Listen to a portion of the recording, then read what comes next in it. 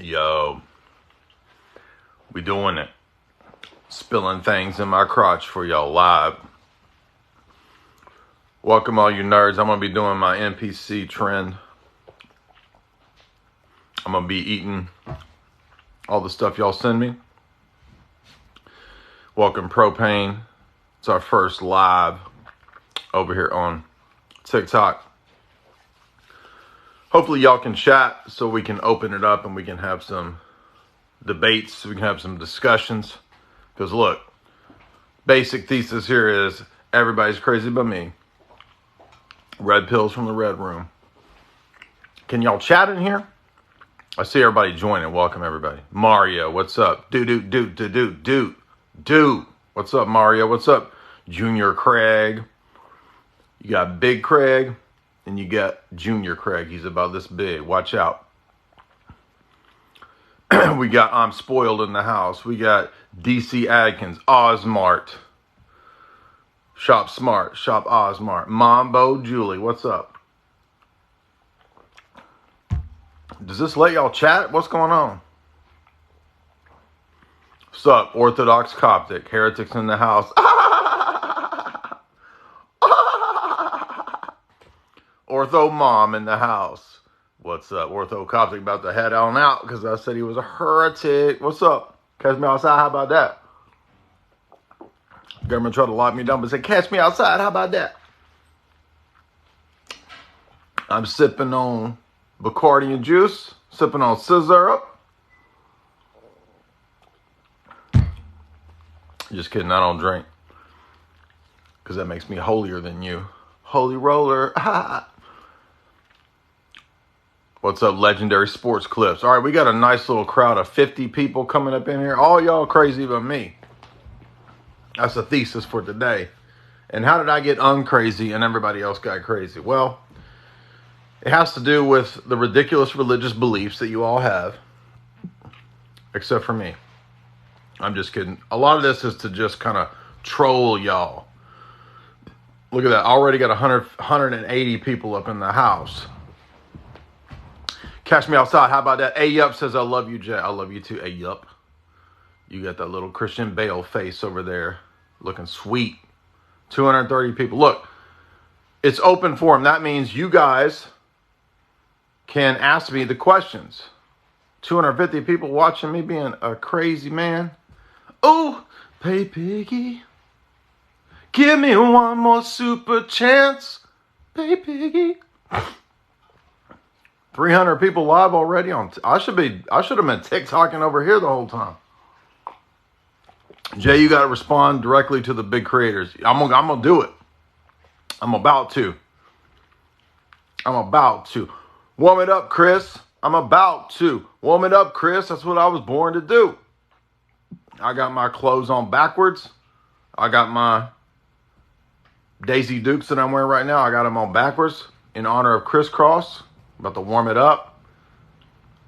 So look, it's open forum. I want you guys to ask the questions that you want to ask. Make a diss track.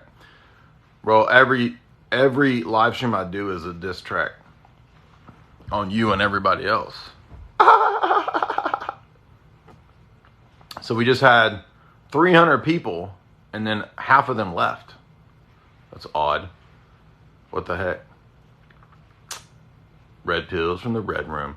So look, what questions do you want to ask? Want to ask your questions? Ask your questions. I'm ready to do it. Let's get into it. Challenge me. What topics do you think I need to cover? What are the things that I haven't responded to adequately? Bring it on. What's up? So we went from 300 to 100. So I guess people didn't want to come do this. But this is an experiment over here. So what's going on? Where's the Q&A? Good, I'm happy to see you too. What's up, Chase the Gray? What's up, all these people coming in? So we went from 300 down to 50. I don't get it. This is kind of weird. And now I'm starting to doubt this thing. What's the best argument against the papacy? So, papal apologetics, great question. We're going to be doing a lot more of that in the coming year. And I would say that there's not just one argument against the papacy or the claims of the papacy. I would locate three key arguments that I think are the strongest. The first would be the contradictions between pre- and post-Vatican II teaching. So, for example, there's a book right here. It's called Popes Against the Modern Errors. And this is 16 key papal documents. If you were to read through that book, what you would find is that the papacy really hinged itself to a very traditional conservative perspective pre-Vatican II. So it has documents, for example, condemning Freemasonry and its principles many times over. It has documents condemning religious liberty, freedom of worship, freedom of conscience. It has documents that condemn de-Catholicizing the state. It condemns things like interfaith gatherings and worshiping with other churches.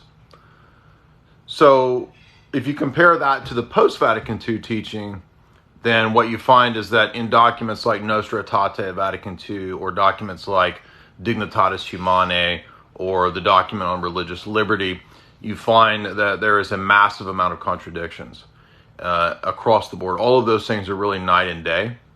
So that's really the root of 20th century papal problems. Secondly, I would say the next biggest argument is, if you look at the canons of the first 7 ecumenical councils, all of those councils contain many canons. Every one of these 7 councils, and even the 8th, contain many canons that go against the claims of Vatican I.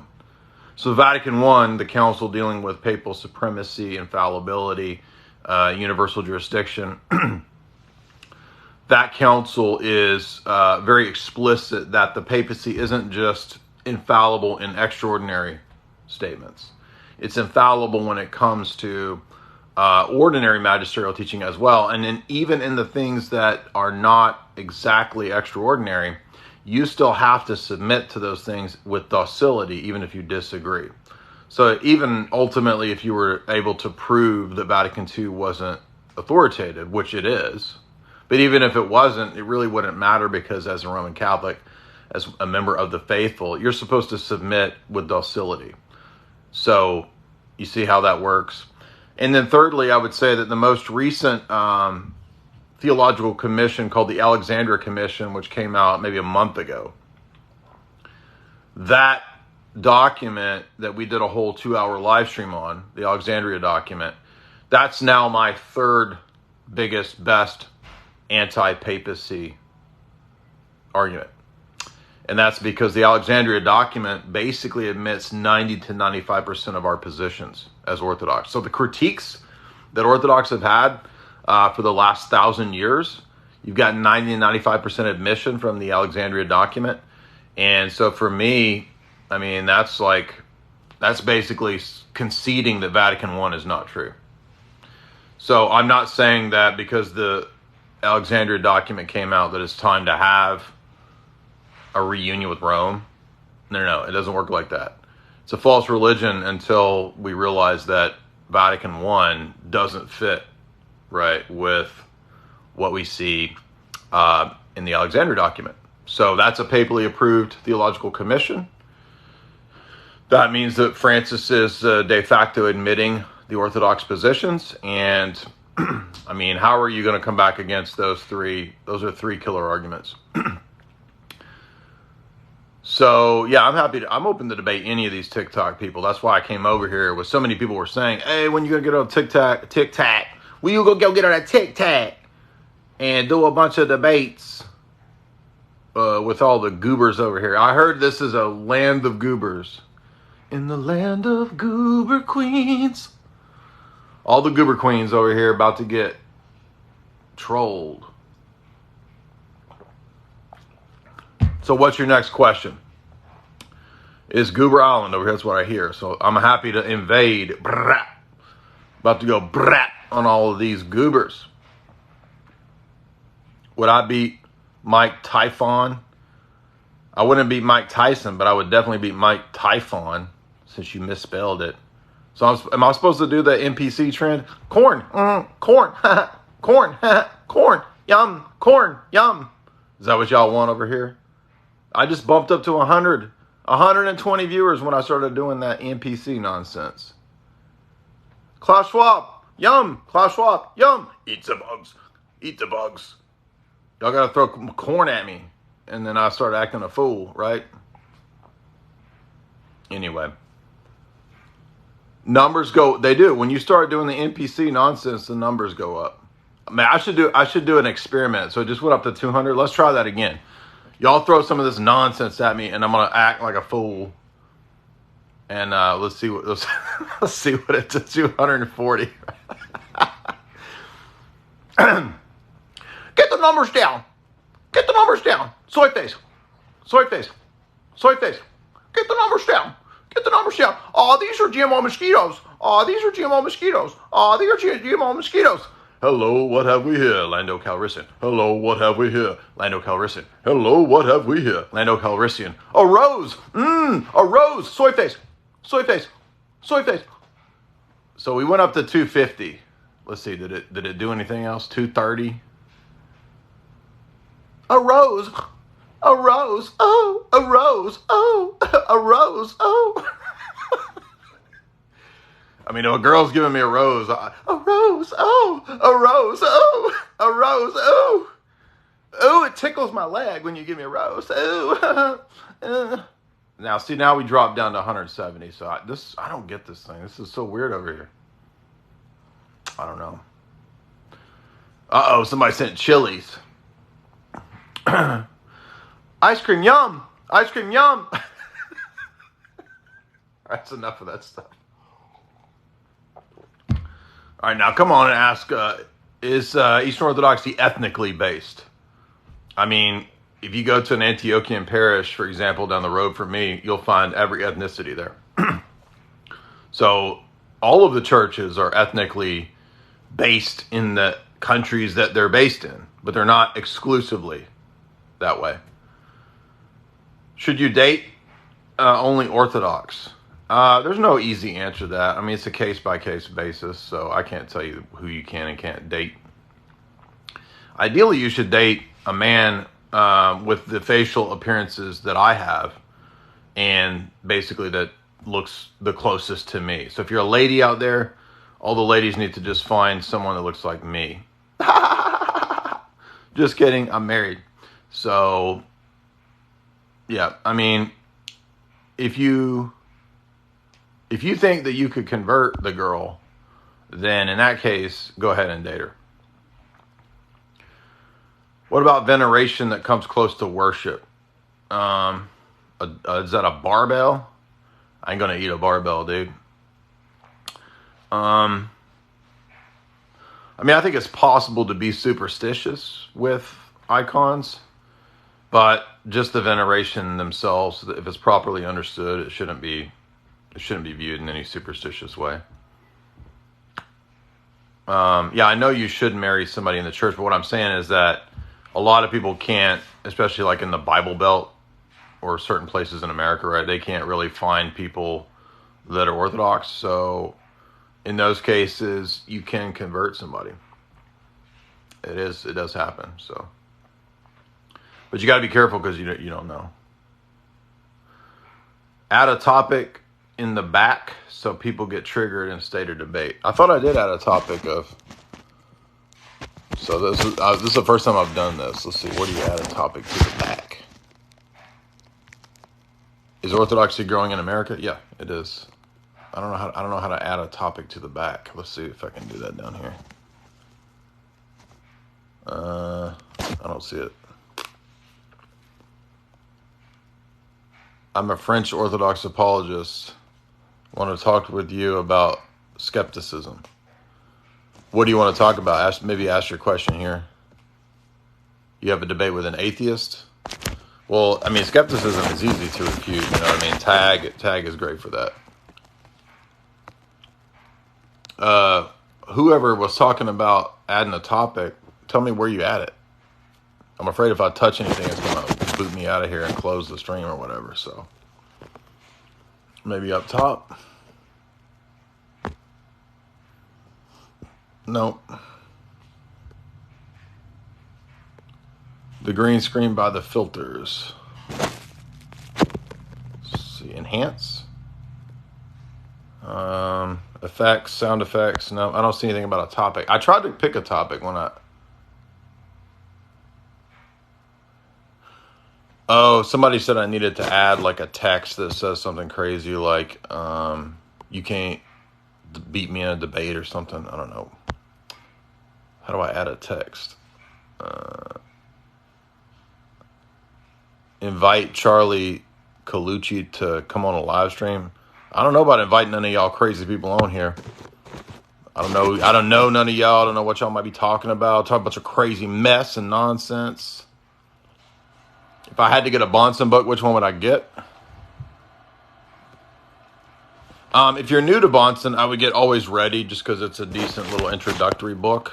But if you want advanced Bonson, I would go ahead and get Van Til's Apologetic. But I mean, that's 700 pages, so it's a commitment. So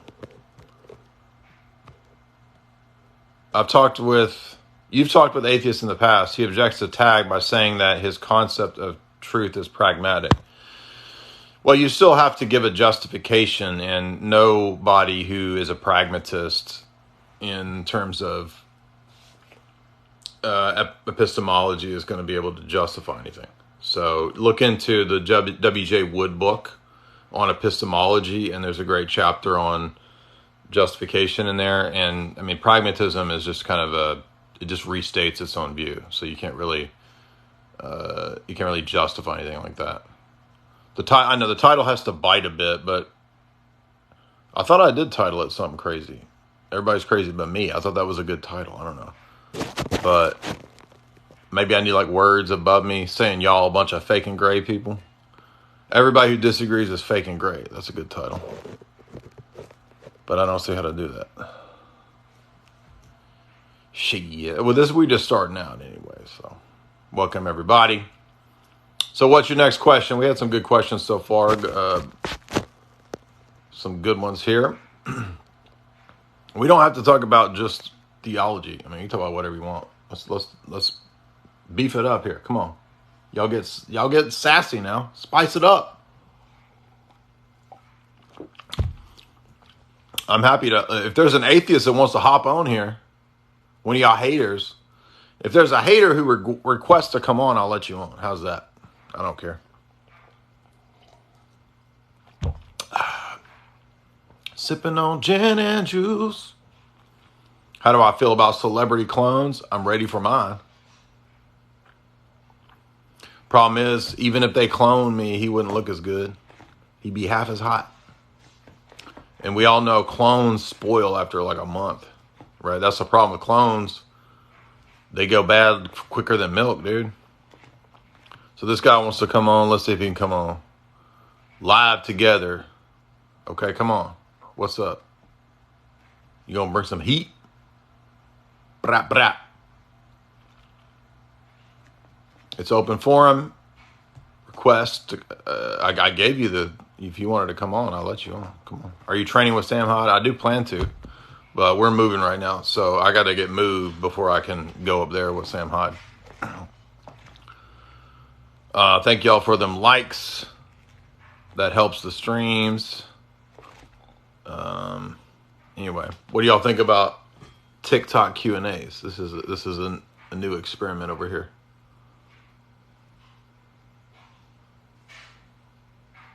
Give me any of your books that you don't want.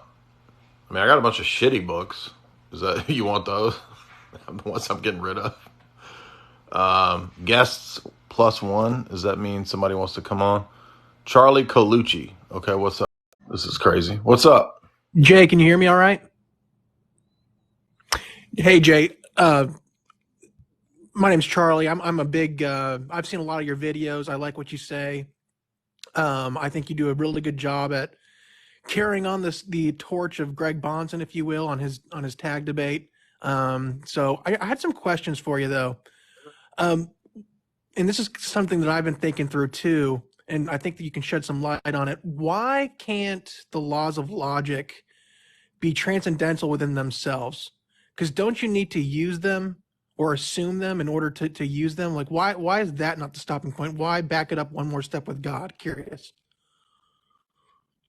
Well, because it really doesn't do anything in terms of grounding or justification to just say they just are, right? I mean, this is what Matt Dillahunty said when we were debating, and he was like, well, why can't you just say they just are?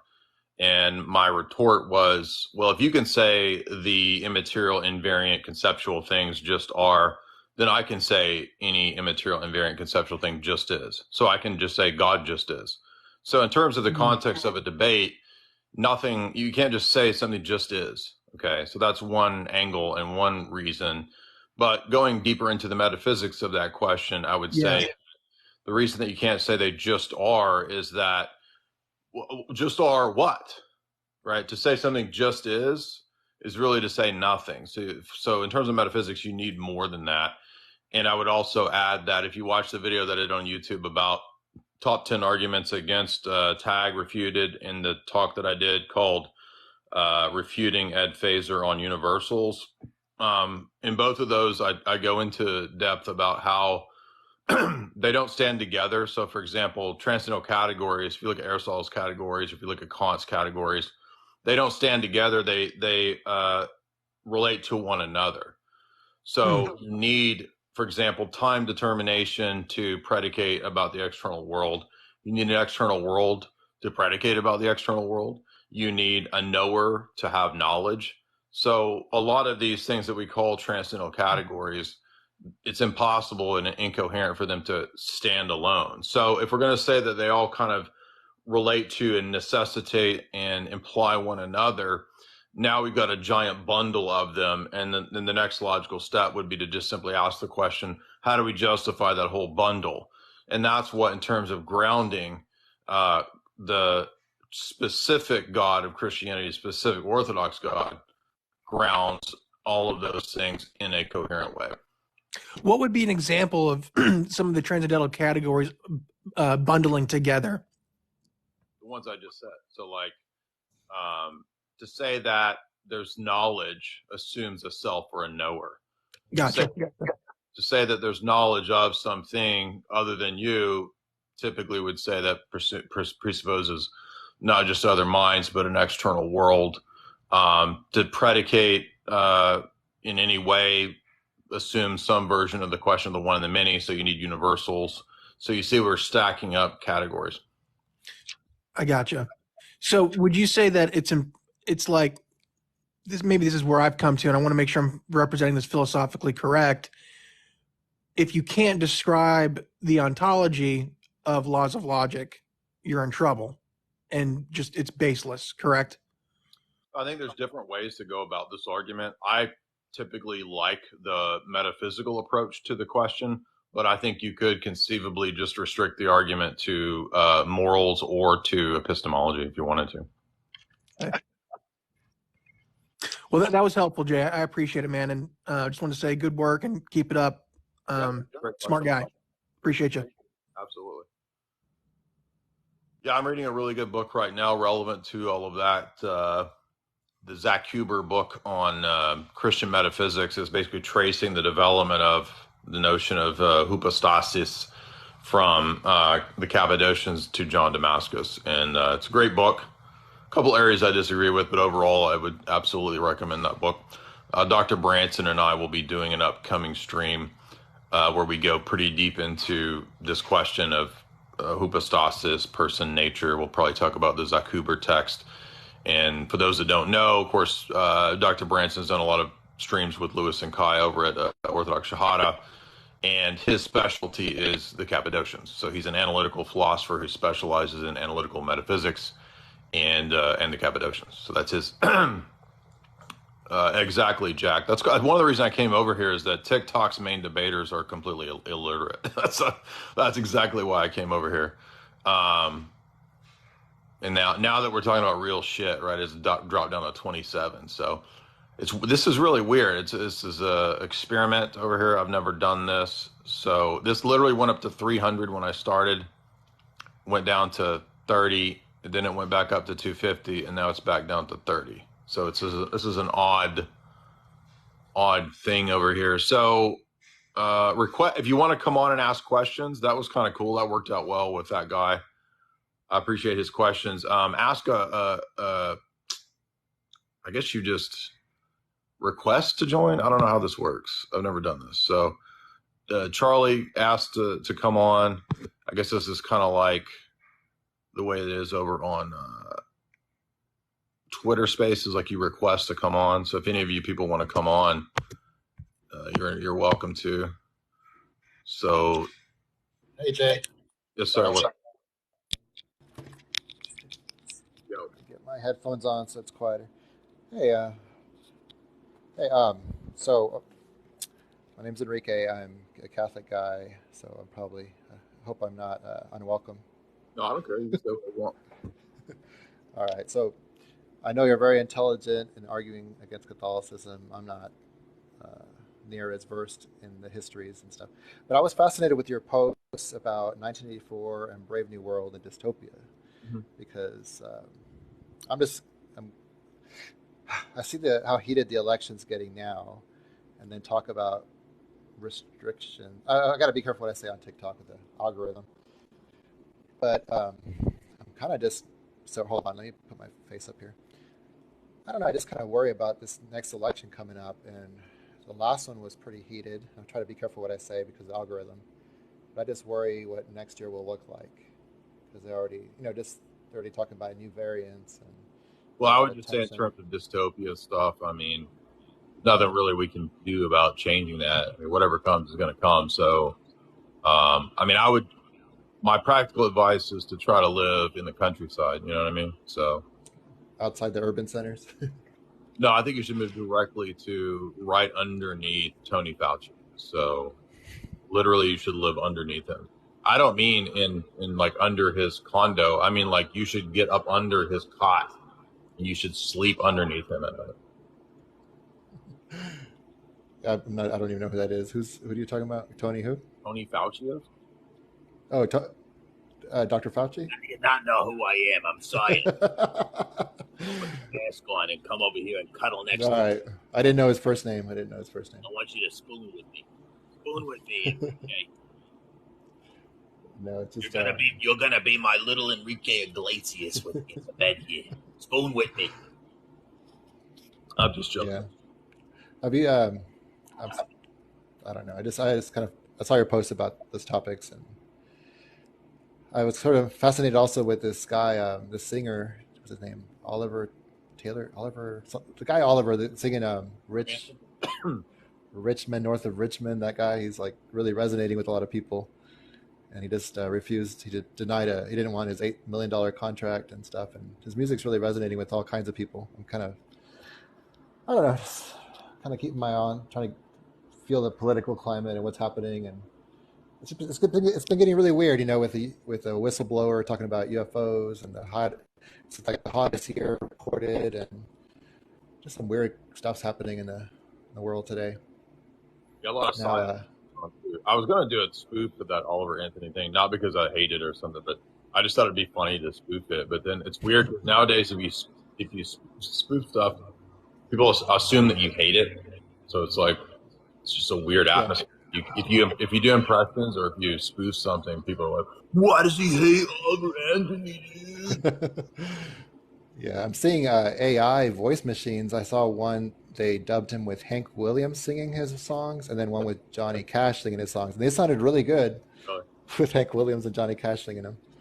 It's kind of crazy, AI singing songs, and that is weird. Weird stuff. Right. Well, do you have any other questions? No, not really. Just wanted to say hi. I guess it's an honor talking to you. So I like how you're really well read and stuff. So happy for you that you're correct. It is an honor to speak. It's a what? I said you're correct. I'm happy for you. It's an honor for you to get to speak. All right. Well, I'll let y'all ortho dudes get on with your business. I'm not kicking you out because you're Catholic. I'm just messing with you. All right. Appreciate it. All right. See you. All right. Thanks, dude. There y'all go. Enrique Iglesias with us. He's over there. He's giggling now. Dragon Knot, what's up? You can come on. People, you're asking to come on. I'm giving y'all the invite. Yeah, you're right. Weird Al wouldn't have made it. Holy shit, I'm on live with Jay Dyer. Pardon my French. Hi, man. How you doing? screwing around on TikTok to see what it's like over here. Oh, it's not fun. Trust me. It's not fun being Orthodox on this platform. Is it? I hear it's a bunch of low tier stuff. Let me get a guy in here that's pretty much the de facto leader of TikTok, and just ask him how it goes. But my opinion is I'm not much of an apologist when it comes to TikTok Orthodox because it's brain damaging. Okay. Like think Twitter, but on crack. Okay. What's up, dude? Hey, what's up, Matt? Howdy. I hear it's low tier over here. It's absolutely. the lowest tier, actually. Oh man, so I thought YouTube was bad. Y'all are telling me it's even worse. Oh no, Mr. J, you have entered hell.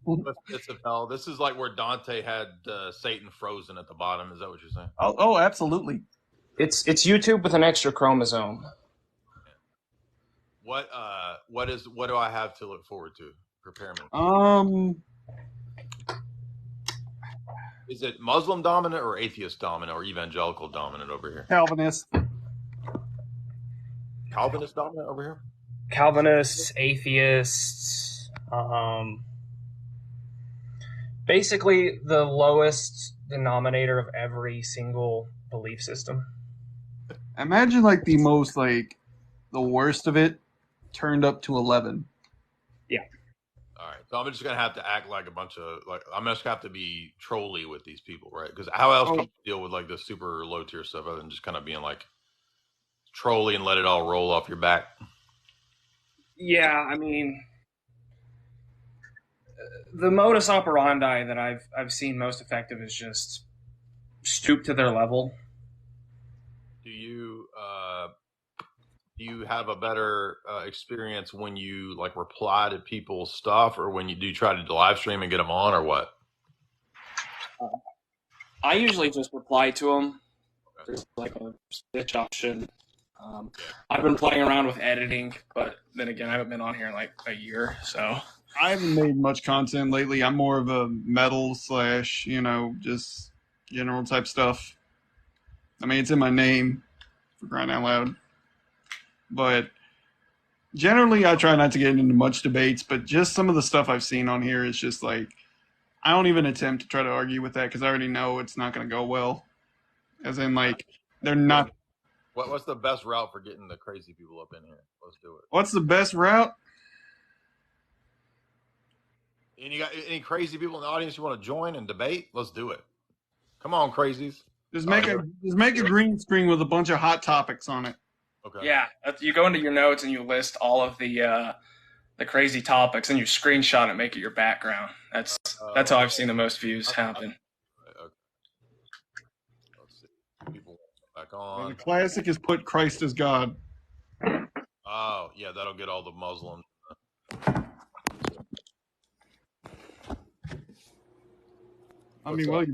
Yeah, they're totally correct. Make a green screen and put just Jesus is God, the Trinity is real, and if you really want it, you could say Orthodoxy is a true church. That'll get a lot of people on there. Say Orthodox is the true church or something like that. Is there a way for me to like add the text right now? I've never found a way to add it while you're live. Usually you have to. I usually make something on a different software. Okay. And once you have it saved in your photos, you can throw it in. You just got to get something saved in your photos first. if you can use a different app or something. Milton just said something. He said, you got to make a green screen saying, I'll give you $100 if you prove God isn't real. That'll get it in. Oh, that's genius. Yeah, I'll do that. Yeah, something like that, yeah. Let's get a controversial topic in the background. Oh, and Protestants, Calvinists, they hate if you say something about the Virgin, the Mother of God or something, or praying to saints, oh my goodness, they'll drive them mad. Wow, I should have done that, but yeah, excellent. Anything y'all want to talk about while we're here? Bro, I cannot believe this. Is that Jay Dyer? No, I'm Yes. a deep fake. What do you think, dude? Bro, I've been watching you. I've been watching your stuff since I was like 14. You're what, 14 and a half now? Hey, that's not funny. I'm about to turn 18. Hit the big time. You're talking to me. There you go. What do y'all want to talk about? Have you seen any of Dan McClellan's stuff yet? No, is he somebody over here? Yeah, he's like a Mormon scholar, but he's more of the scholarly consensus type, documentary hypothesis, Q source, all that good stuff. I'd be interested to debate that. Anybody in the chat, if you're here, we got 50 people on. If you want to come on and have a question, debate, topic, challenge me, whatever, you can have the floor. You can get banned for somebody less than 18. I should have. That's cap. It's less than 16. Yeah, full warning, like, watch who you let up in, because, like, you can get packed up. That's what we say for getting banned. You can get packed up on you real easy for stuff, for the smallest of things. I'm going to warn you, Jay, knowing your content, you're probably going to spend a lot of your time banned. Because they will ban you for the smallest of things. Like, for example, you have to say unalive. You have to say, Right. like, think of YouTube censorship, but worse. Okay. So you have to be careful. How do you know who you let on, or you don't know? Man, it's like rolling the dice. Well, there is a setting where you can go, like, you can go and like, set it to 18 plus. Okay. I mean, that still doesn't help. Like, people will still find a way to get in. Gotta have mods. Did you mean to invite me? Thought you were asking. What was that? Thought you were requesting to. Oh, no. I don't know how that. No, I didn't request. But yeah, I'll just let you know it is age 18. So you, Bro, debate him, bro. Don't be scared. no, I'm telling you, like, Jay can do what he wants. I mean, but if you want to keep your account at least momentarily, you probably should kick minors off your live. Yeah, no, I'm down with that. But anyways, I'm an atheist. If you want to talk about that. I would love to see this go down. Okay. Sure. I'll be back in a little bit. Go ahead. You want to say something? Oh, can you hear me? I don't know if we're having audio issues, but I'm an atheist. Yeah, go ahead. Well, what do you think is convincing about atheism? Well, I mean, it does depend on your conception of God, but basically all common conceptions of God, I don't think there's anything that that concept maps onto or that description refers to.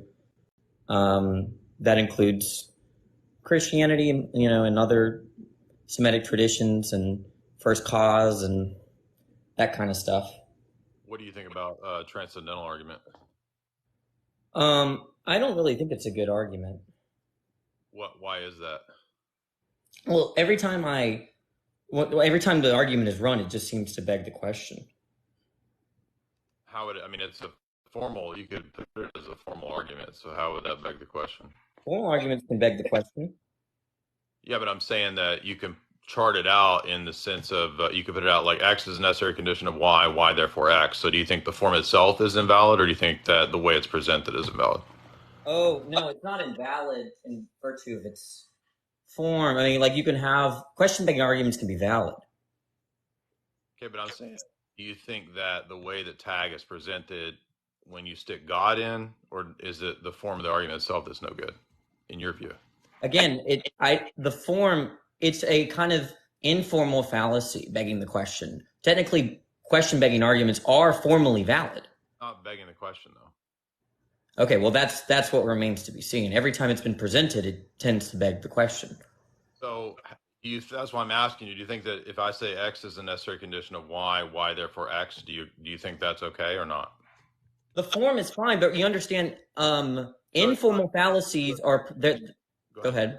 No, you go ahead. Informal fallacies, that's a problem with content, not with the form of the argument. Formal fallacy is. So I'm trying to get you to tell me specifically where it's begging the question. Well, I mean, you do the impossibility of the contrary thing, right? You try to support the first premise.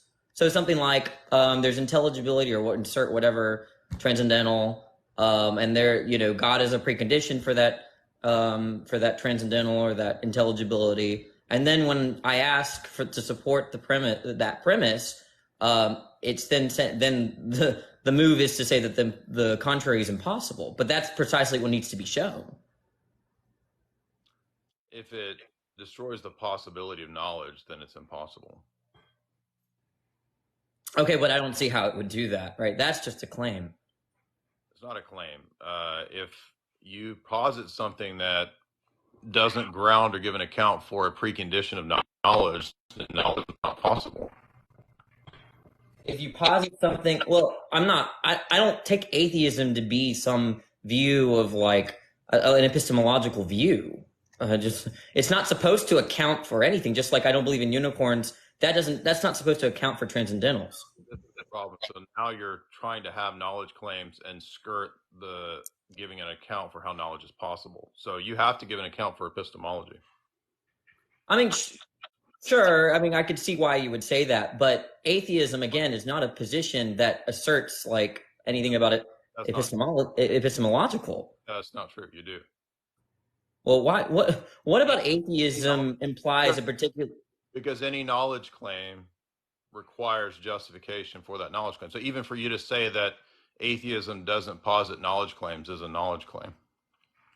No, well, first of all, they're atheists that say they believe, and they don't even claim to know. They just believe.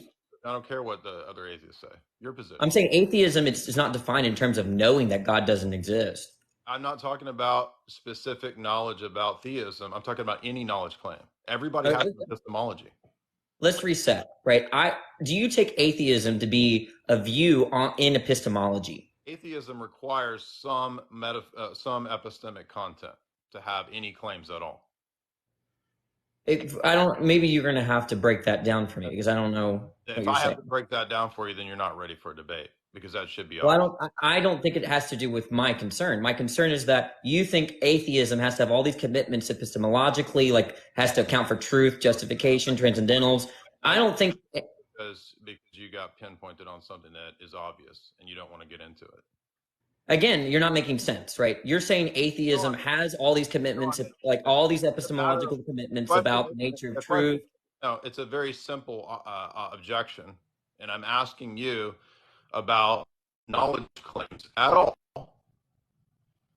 And I'm asking you for justification for any knowledge claim. And you're saying I don't have to do that. But what does that have to do with you supporting the premises of the tag argument? Because tag can be laid out as an ontological argument, or it can be laid out as an epistemic argument. So I'm going into the epistemology angle of it. All I'm pointing out is that for you to defend your argument, you don't have to ask me questions about my epistemology. But I do, if it's an argument about paradigms, and that is. You're saying that your argument relies on questioning me about my own view? Because it's an argument about paradigms. Look, it might be that I don't know anything about epistemology. That doesn't help you support your own premises. He doesn't understand. So once you start, he makes knowledge claims, and once you ask for justification, he says, I don't have to do it. Exactly. But now I do like that we have the ability to boot people here. So there we go. So if you have an objection, if you want to come on, that's what we like. Atheists, you're welcome to come on, but you have to be consistent and you have to answer the questions and the objections. So tag is a very specific argument that's about entire paradigms. So if you want to go into the direction of epistemology, then I'm going to ask you questions about your epistemology. And your response is that I don't have to answer questions about epistemology because it doesn't relate to tag. Tag is an argument about comparing paradigms. So if you don't want to do that, it's up to you. That's fine. Anybody else want to come on? You're welcome to correct. But we were talking about tag. Tag is an argument about two different paradigms. That is the argument. So every time you say, I don't want to answer those questions, it's about tag, you're not replying to tag. So again, you don't understand tag. It's not question begging. And it didn't take but 1 minute of going into epistemology before you break down. So he doesn't understand that every worldview, it doesn't matter if you're an agnostic, you still have an epistemology. So it's open forum if you guys want to come on. If you're an atheist, if you disagree, you can have the floor. You can make whatever arguments you want. Just request to come on, I guess, is the way it works. So Anybody else that disagrees, you can come on. But you have to be over 18. I'm going to immediately boot you if you sound like you're not. So this is an experiment. I haven't live streamed over here. And it's fun to do this on Twitter. We've done this a bunch on Twitter. But yeah, if you take issue with tag, you're welcome to come on, and you can have the floor for as long as you want. Not necessarily to be the professor. Yeah, it depends on what people want to object to or what they want to debate. So you don't want to come on because you think I'll kick you. I'm not going to kick you if you have good arguments. In fact, what I usually do on Twitter, who is that guy? Where'd he go? Jack, if you want to come on, you can have the floor for as long as you want. You just have to be precise. You have to be clear. You have to make arguments, right? So one thing I've noticed, Jay, is that usually people get the most views for looking the most ridiculous. So if you have that French fry miter anywhere handy, you might want to throw that thing on. Actually, I have the hot dog hat, but I don't have my French fry miter. Okay, yeah, there you go. Yeah. Got lost in a move, but it would be perfect. So I should just do every debate with some kind of goofy outfit. Gotcha. Yes, just as unhinged as possible. Yeah, that tends to be what gets the views on here. So, canon apologists, if you want to come on and talk tag, you're welcome to. But I think it's helpful if we try to understand the position without. What I found to be effective for you guys that are in the audience here, if you're wanting to debate or whatever, even if you don't like an argument, it's better to understand it as best you can, rather than wanting to just immediately kind of try to shoot it down and make it look dumb. Because in the long run, if you have a discussion with somebody that knows it well, it's not really going to work. But let's see, we got Time Bob. Do you want to come on here? You can have the floor. You can make whatever arguments you want. Time Bob? I misunderstood. I thought it was Jack. It's Time Bob. Where you at, Time Bob? Canon apologist, where you at? You want to come on? Yeah, Steelman. Exactly. Thank you, Saint. So it's better to Steelman the arguments if you really want to be effective.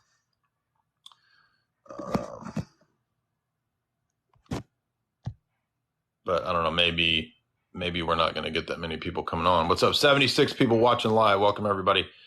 Batman's here. Christian Bale in the house.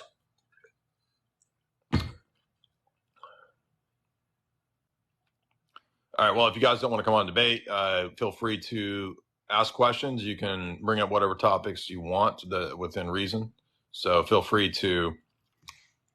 I need a background. Yeah. So I'll do that next time. So apparently the way you do this is you put up a crazy background. Yeah. Usually Antiochian churches are pretty good. Abby 883. Do you want to come on and ask questions or make an objection? I'm here for the low tier, baby. Here for the low tier.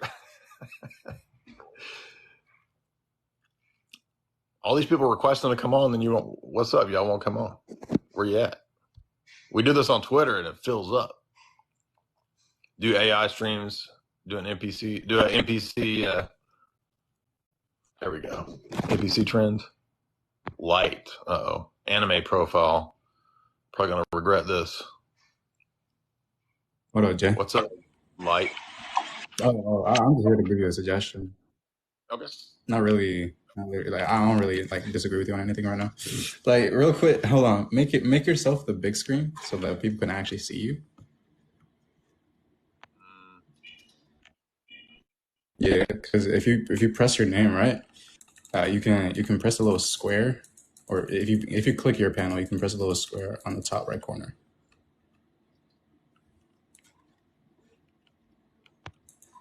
And then it'll make you like the big screen, and everybody can see you. There you go. Okay. Yeah, people can actually see you and stuff. And your lights are mad red. People cannot see. Like, are you good? You okay? Am I okay? What do you mean? You gotta change your lights though, because you're just like bloody red. Yeah, I had it red on purpose. Red pills from the red room. Ah, okay. Is that better? Yeah, that's a lot better. You know, people won't be scared to come up. So red lights scare people. Basically. All right. So don't be scared, everybody. You can come on now. I won't scare you. I'm still gonna be mean. This looks like a Calvinist here. We got Nick. What's up, Nick? And Kirky. What's up, Nick and Kirky?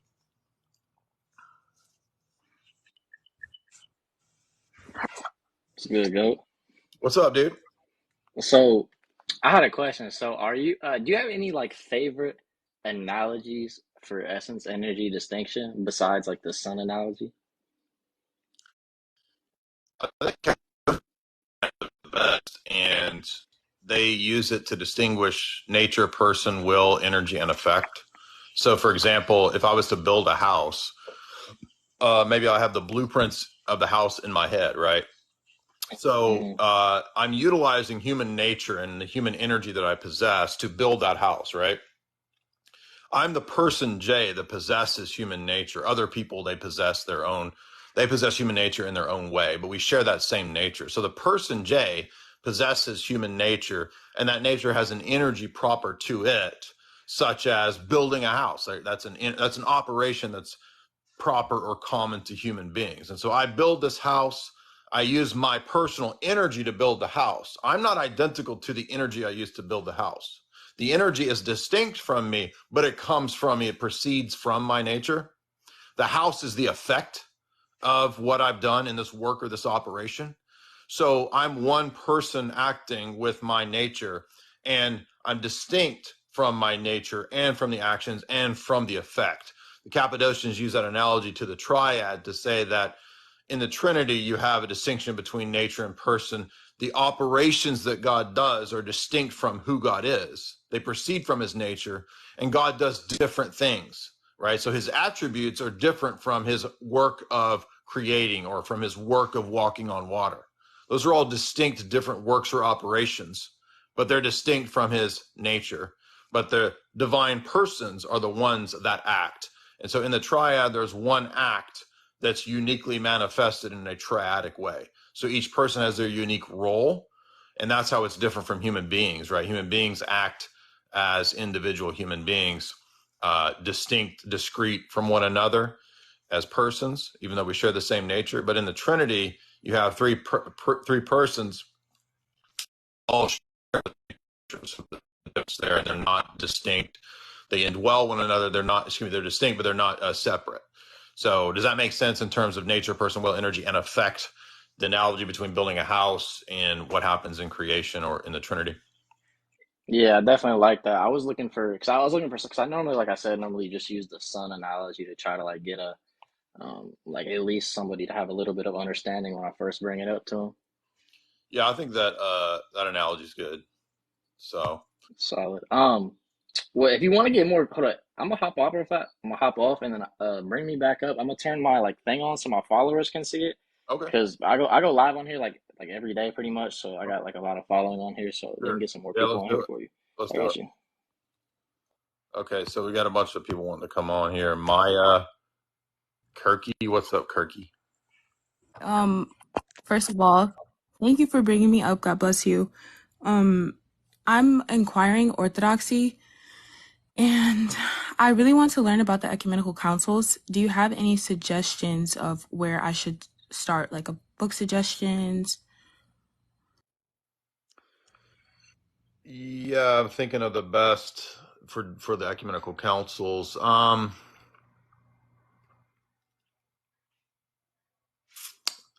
wish there was one book that dealt with that, but the problem is that the ecumenical councils deal with so much that there's not really one book that.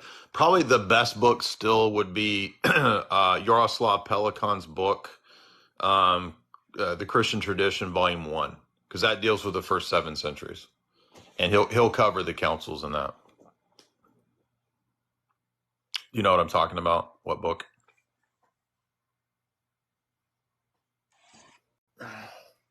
You there? Yeah, by the way, Nick is back in the requests. And also, there's somebody named Say and Nick who?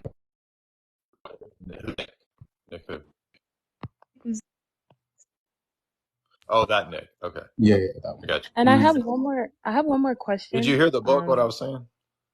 Yes, I googled it. It's like a red and black book. That's it. Yeah, yeah, that one's good. Yeah. So I do have this question. I think it's called the Eunomian heresy, and when we talk to Muslims on here, they try to say that Jesus is not God because he's not asay. So how would you respond to someone denying the divinity of Christ just because the Father possesses aseity? Mm-hmm.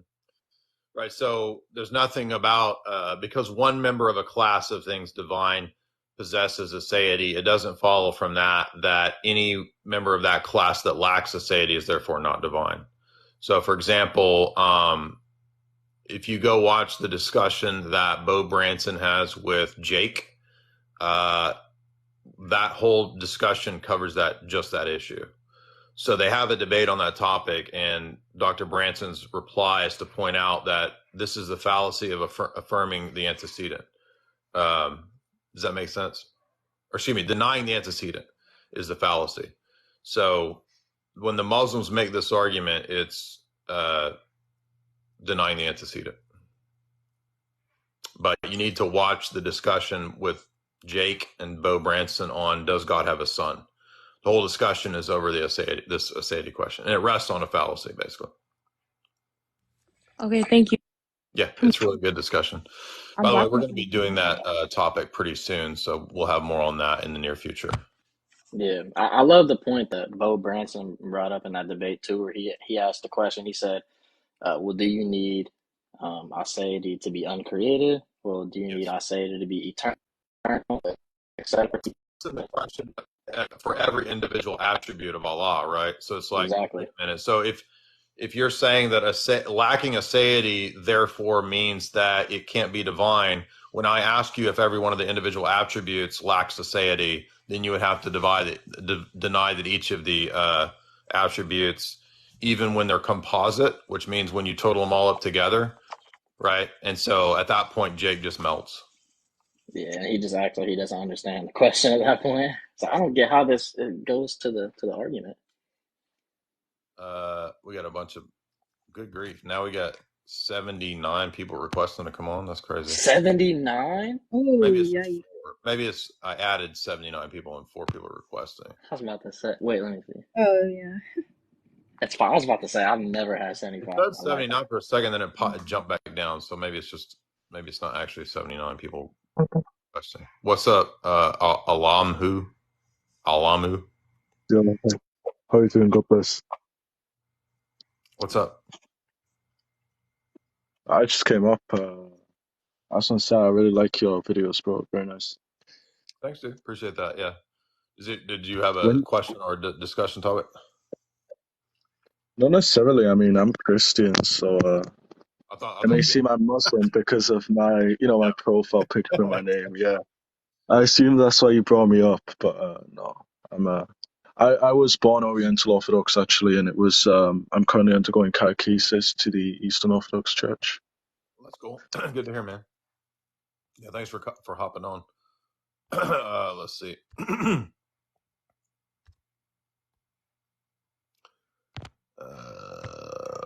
We got requests from a bunch of people on here. So Jordan, what's up, Jordan? You got issues you disagree with? I have a quick question real quick. I know you said you're probably going to go into it at a later time with Dr. Branson, but can you explain really quickly the difference between counting and absolute identity versus division? Sure.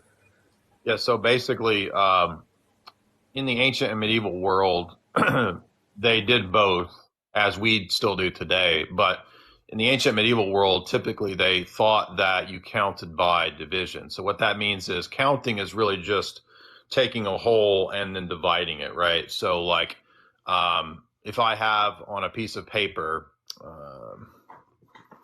let's say I have a piece of paper and I I write on one side A, and then I write on another side B. So let's say we have this piece of paper, right? This is a single unit of paper, right? It's 1. If we count by identity, meaning that we just identify this with the number 1, right? We have a problem when we split this because this is no longer identical. It's no longer the same object, but it actually isn't any different, right? It's just divided. But if I count by identity, I can no longer identify this object because now it's 2. You see, it's not, but it's the same object as before. It's just split, right? Yeah. So how many? So this is 1 supposedly because it's 1. And then now it's 2, right? So I'm actually counting by division, not by identity. If I count by identity, I now have a problem with pointing out that, well, this is the same object as before. So this is why the Creed says, for example, that in the Trinity, right, and the persons are one and undivided. So they, in the ancient medieval world, typically counted by division, not by identity. So after Leibniz, people typically start counting by mathematical problems and whatnot. And so analytical philosophy and mathematics has basically made the modern world assume that you just count everything by identity. Because one reason for that is that if we count abstract things, those things sometimes do have to be counted by identity. And that's because you can't have partials in something like a law of logic. So if you were going to count an abstract thing like the law of logic, you can't have half of the law of logic, right? So it has to be counted by identity. And in medieval philosophy, there's a distinction between things of first order imposition and second order imposition. Abstract objects in medieval philosophy are called objects of second order imposition. So they would be the abstract things like we're talking about where you kind of have to count by identity. Mundane things they called first order imposition, counting dogs, cows, etc. Right? Those things you count typically by division. So it's not an either or. So the solution to the objection in terms of how this gets into, it ties into the logical problem of the Trinity that a lot of the Muslims bring up. And it rests on multiple different assumptions. One of those assumptions is that you only count by identity, and that it assumes that all things are counted in one way. So the response is multiple. One of the responses is that, well, we count different things in different ways. And so abstract objects might at times be counted by identity. Mundane things are counted by division typically. And then sometimes we might count something in both ways, right? So does that make sense? Is that helpful? Yeah, but so there's an issue that I'm thinking of. If I chopped my bed in half and I was just get a half. Well, that's what the argument about counted by identity doesn't account for partials, right? So, for example, if you read the philosophy papers on this, there's pretty common objections to this, like if we have two and a half bagels on a table, how many bagels are there, right? And if I take one whole bagel and I split it into halves, right? I mean, this is still a bagel, right? But if I'm counting by identity, it's also not a bagel because I called prior to that, I called this whole object, right? Let's say this is a bagel. The whole object is called a bagel. So I've identified the whole with what bagel is. But if I tear it in half and I've got two halves, do I not have bagel anymore because I identified bagel with the whole? You see what I'm saying? That's why counting by identity has a problem when it comes to these kinds of things. And the other examples that Dr. Branson gives are things like, well, if you think about a cloud, what is a cloud? Well, it's just a whole bunch of like a billion molecules of water in the air. Well, if I remove one molecule of water, do I still have cloud? Yes, but it's not identical, counting by identity, to the previous cloud, right? So you see how counting by identity is on the surface, it seems like that's how we count. But when you actually think about it, no, actually we don't count that way. We count by division. But some things you do have to count by identity, like abstract objects that can't be divided. like a set, or like a I mean, technically, I know you can divide a set, but I'm saying when you're considering a set in itself, it's the whole set. Or when you consider Aristotle's categories, like a precondition for knowledge, like the laws of logic or something, right? It doesn't make sense to talk about half of a law of logic or a third of a law of logic. So some of things like that have to be counted by identity. But most things that we talk about, especially in the world, Creed says and Maximus says things like, God is divided in his indivisibility. And there he's talking about the one and the many. Does that make sense? Okay. Yeah, thank you. That's a pretty good explanation. Did you have any specific papers on Yeah, I canon do. that Let me could go look at? give you the reference to that one paper. Hold on. Let me find it. All right.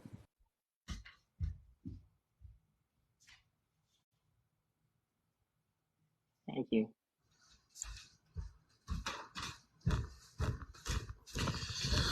All right. So the paper is called Counting. We Don't Count by Identity by Dr. David Liebesman, Liebesman. M-A-N. Dr. David, We Don't Count by Identity by Liebesman. Dr. David who? Liebesman. See that? It's going to be backwards for us. Well, I'll send it to you, Nick. All right, cool. Liebesman, Liebesman. We do not count by identity. And you'll notice, like, he gives examples within the first 5 pages of stuff you heard me saying, like the bagels and stuff like that. So concrete things we typically count by division. Abstract things we often count by identity. But God is a unique thing because he's not exactly like abstract or concrete things, right? So maybe in the case of God, we count both ways, so to speak. Okay, appreciate it. Thank you. Mm-hmm. Yeah, and in the case of Jake, it's denying the antecedent. So when he debates with Dr. Bo about God can have a son, say he is a necessary quality to be divine. When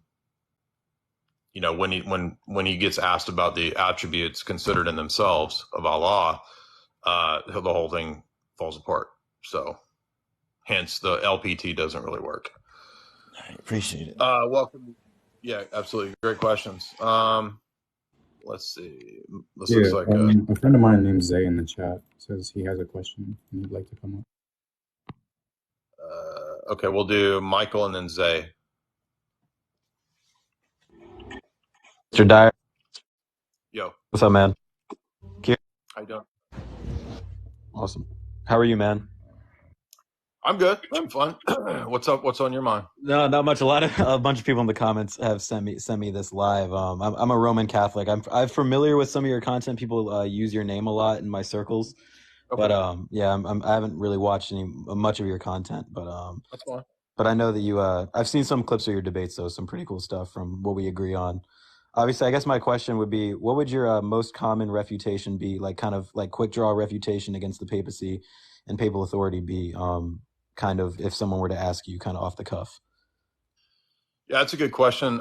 You got here late, but I did address this a little bit earlier in the stream. But to sum up the three strongest points I would say against the papacy would be, number one, if you look at, and these are in no specific order, these are just the ones that I would say I think are the strongest arguments. First argument would be, if you get this book here called The Popes Against the Modern Errors, you have a pretty consistent presentation of the pre-Vatican II, what I would call ordinary universal teaching about things like freedom of worship, freedom of conscience, the Catholic state, that those things are necessary and fundamental components of Catholic people. I would argue Vatican II, documents like Unitatis Redemptio, that they are contrary to what's specifically outlined, particularly things like what's in Mortalium Animos, which says that you can't have interfaith services. And that was as late as 1928. So that's my first argument, is that think there's a clear contradiction between the pre-Vatican II normative teaching and the post-Vatican II. My second argument would be, if you look at the canons of the first 7 ecumenical councils, every one of those 7 councils includes multiple canons that are contrary to what Vatican I outlines as the necessary dogmatic teaching on papal infallibility, indefectibility, and universal jurisdiction. My third argument would be that the recent Alexandria document, which is approved by Francis, is kind of following in line with the Chieti document of 2016, I think. Chieti document was relevant because it had one specific point at the very end, noting that in the first 1,000 years, the Bishop of Rome did not utilize or exercise universal jurisdiction. The new document, Alexandria, is even crazier and 10 times wilder because it basically concedes what I would call, I would say 95% of the typical Orthodox critiques of the papacy. Francis's Vatican approved Alexandria document admits about 90 to 95% of our points. So at that point, I would say, well, because somebody might think, well, does that mean you're ready to join back with Rome as Orthodox? I would say no, because to me, the Alexandria document basically is incompatible with Vatican I. If the Alexandria document is true, then Vatican I can't be true. So those are my 3 strongest points. Okay, I mean, I appreciate. Obviously, I have a few disagreements, but I mean, this is you're live. I'm not going to debate you or anything like that. But I do appreciate that. You can have as much time as you want if you want to object to those. Sure. I mean, yeah, the Alexandrian document I'm not as familiar with, so I'm not going to have any ground to stand on pertaining to that, and I'll read into that. But pertaining to the ecumenical, because it's recent and it's only about, if you print it out, it's about 15 pages. So I would definitely say read that. From what I heard about it, isn't it like a theological opinion, but it's not exercising any extraordinary magisterium, so it's not a binding document? Well, first of all, you're not bound only by the extraordinary teaching. You're also bound by ordinary teaching. So even though ordinary teaching might conceivably have errors in it, as a Catholic, you're still supposed to submit to it. Now, this isn't ordinary teaching. It's just a theological document and commission. But the point is that it's approved by Francis. So if Francis approves of it, then if it's heretical, it's Francis still approving heresy.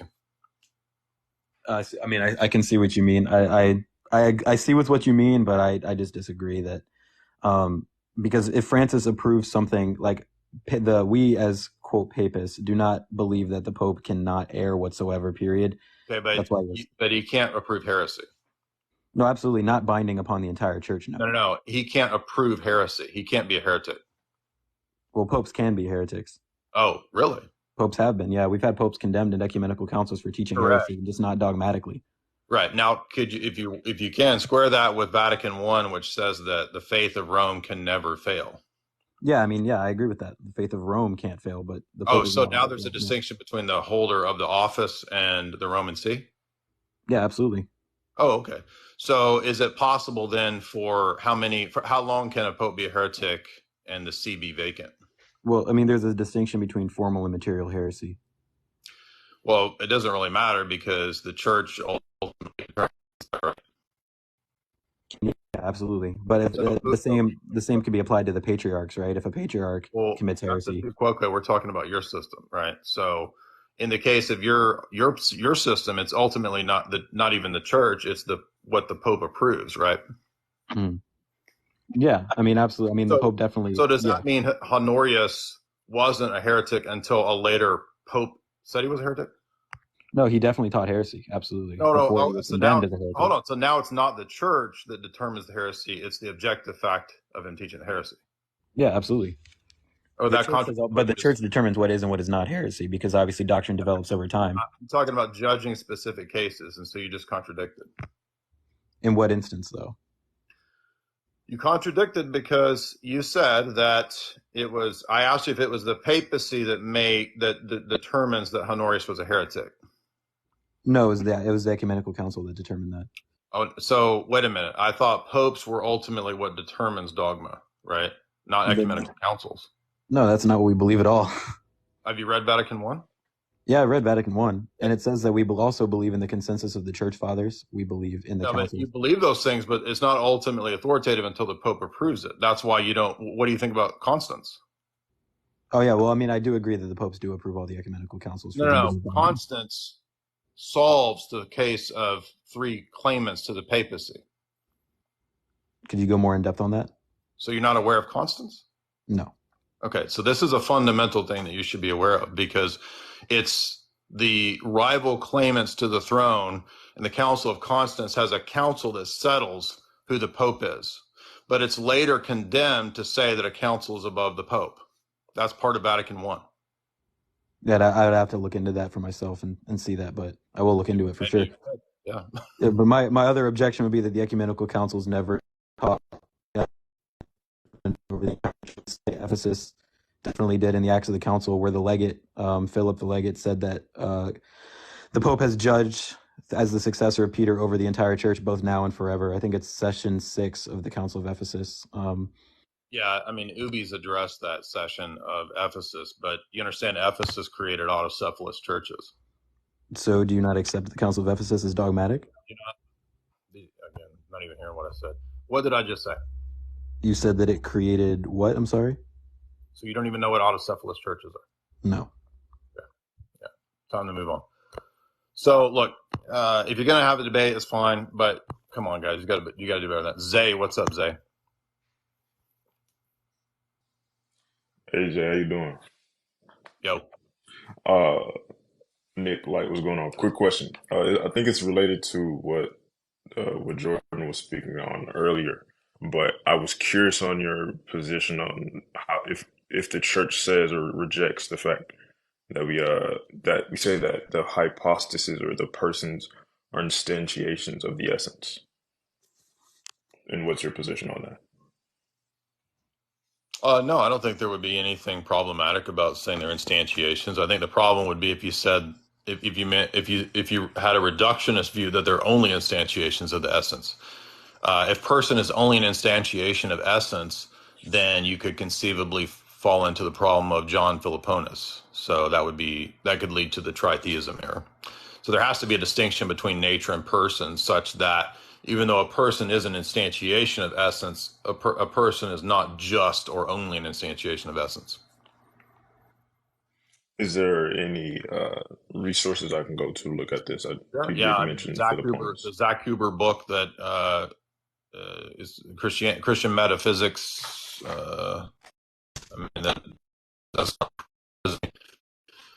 That's a classic on it. I mean, you could look at, anything from Losky, Meyendorff, they all are pretty clear about the distinction between nature and person. Losky's book, Divine Vision of God, has, I think, a whole chapter on nature and person being distinct. John Damascus makes this distinction in Fountain of Knowledge and Orthodox Faith. Okay. So you could say in a sense, yes, but at the same time, it's not only reducible to that.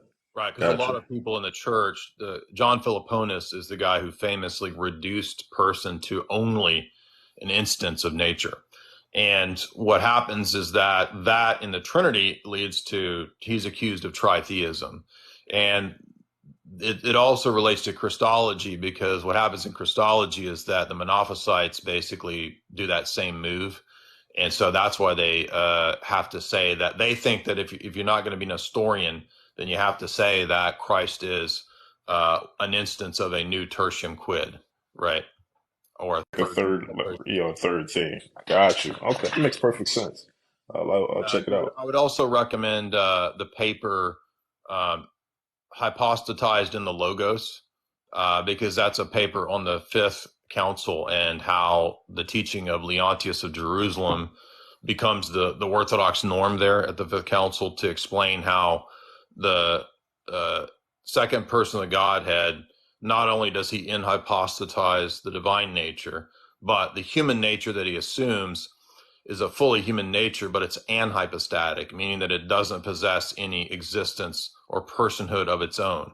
The only person or the only mode of its existence is in the Logos who assumed it. So the human nature is inhypostatized in the Logos, and we find John Damascus saying that exact same thing on the Orthodox faith. Yeah, I've been That's been a thing recently, like a whole. That's been the whole polemic. Well, What's that? I didn't hear you. What? I said that's been the whole like issue because we talk to a lot of Muslims on here often, Oh, and that's been that's been their whole shtick lately. Well, why isn't they try to like pin you on Nestorianism even though they don't know what Nestorianism is, or mhm. say like, well, Christ is another human hypostasis, or he's like he's a human Yeah, that's person or the something. Fifth That's Council. really You stupid. definitely want to read that paper, Hypostatizing the Logos. It's not long, but it's really good on this point. Appreciate it. Thank you, man. Absolutely, yeah. Nick, you going live tonight? Great question. Yeah, I'll probably go live after, but God bless. Yeah, thanks for Nick for hopping on here. Oh, I'm still here. He was just asking if I was going to go live after.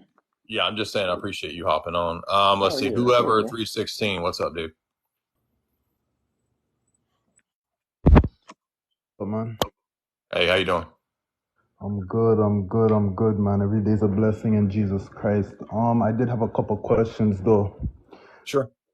So the first question, I wanted to know your position on the Father, right? Because some people say that in heaven that we won't see the Father because the Son is the express image of the Father. What's your position on that? Like, for instance, in like Revelation 5, we see that there's one sitting on the throne who passes the scrolls to the Lamb. So I want to know your position on that. Yeah, I think that text is referring to Daniel 7. And so that's a reference to the enthronement or the session of Christ when he ascended. So that's why it pictures him as the one on the throne that's pictured as the Ancient of Days is a reference to the Father. But the descriptors that are used of the Ancient of Days are identical to the descriptors that John used, similar to the way that Ezekiel sees the Son of Man on the chariot in Ezekiel 1-10. So in the Orthodox view, the only way that Ancient of Days can be depicted or is appropriately depicted is as the Son. So in our view, the Son is the only legitimate icon of the Father, even in regard to the Ancient of Days, and hence he's pictured like an old Christ. But it's still through the medium of the Son that we have that image. And I do not believe that in the eschaton or at any time we will visibly see the Father. That's why Jesus says, particularly in the Gospel of John, chapters 5-9, he really stresses that the Son is the only, if you've seen me, you've seen the Father. The Son is the only icon of the Father, Paul says. So I think that's consistent with the teaching of the Seventh Council and the Moscow Icon Synods on iconography. So in the Orthodox Church, no, we wouldn't say that Jesus says no man sees the Father at any time. Okay, yeah. No, I've definitely heard that explanation as well before too.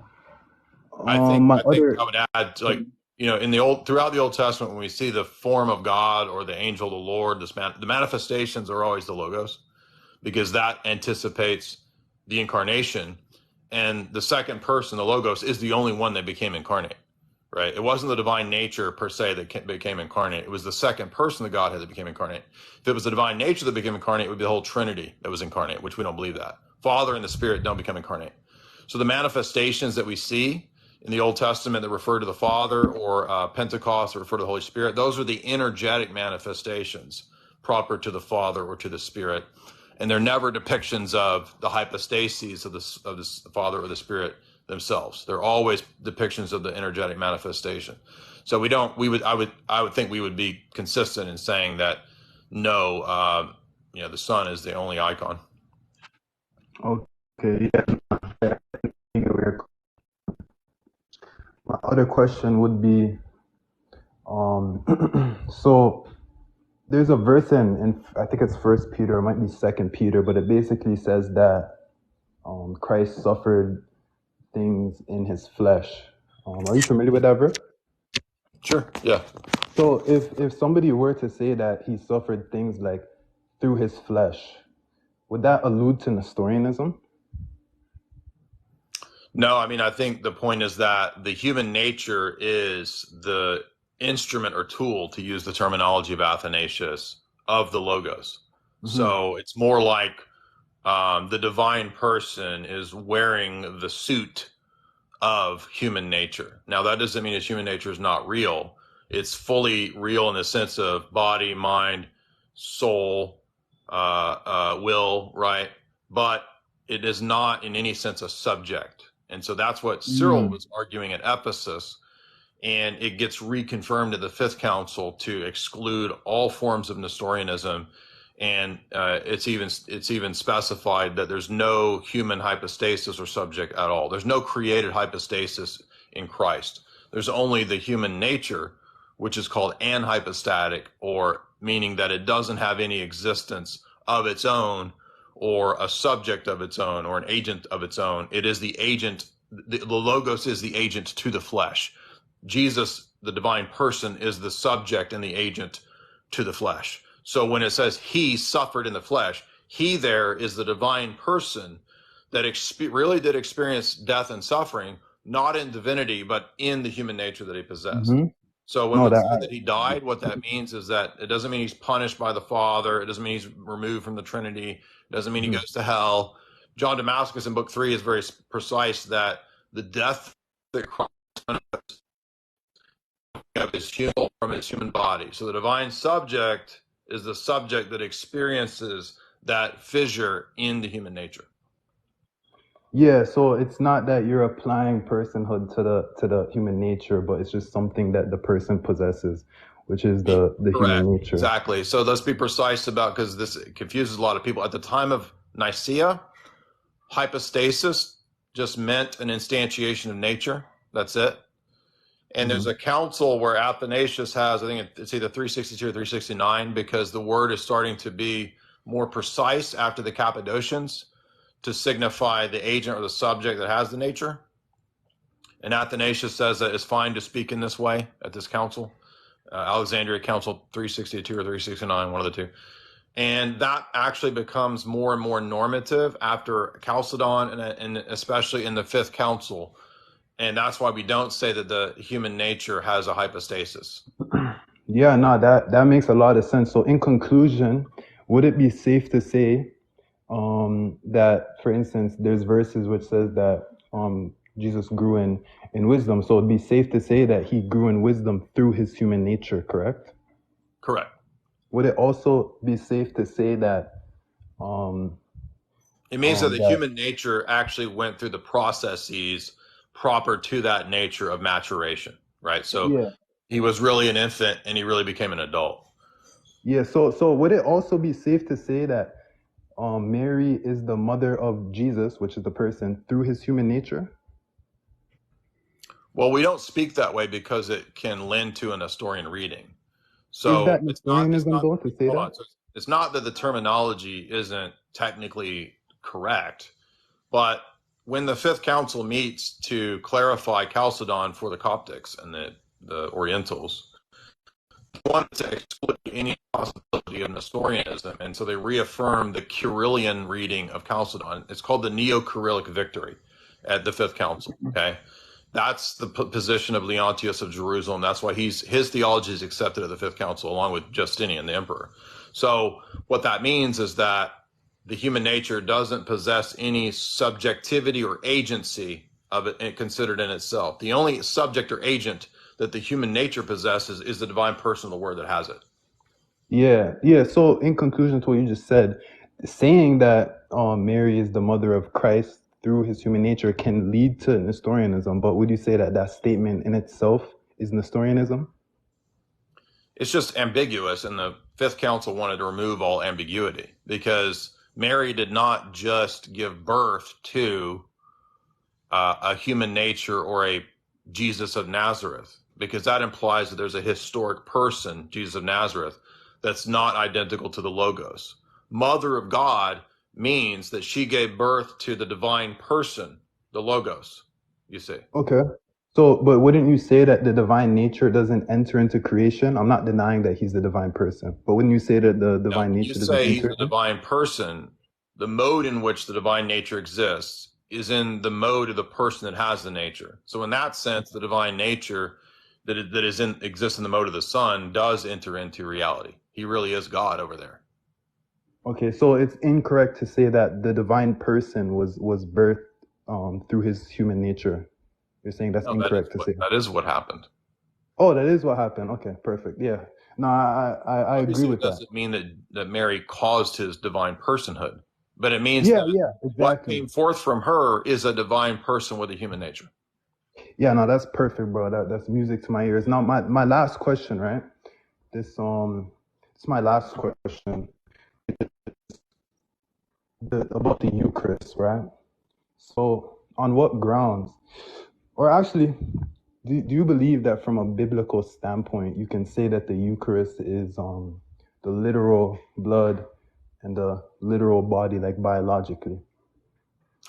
It's the deified flesh, to use the terminology of St. Cyril, right? So St. Cyril says, as a result of what he has as the anathemas at Ephesus and what he writes in his 2 letters to Sacraments, that the divine flesh that was deified after the resurrection is identical to what we are partaking of in the Eucharist.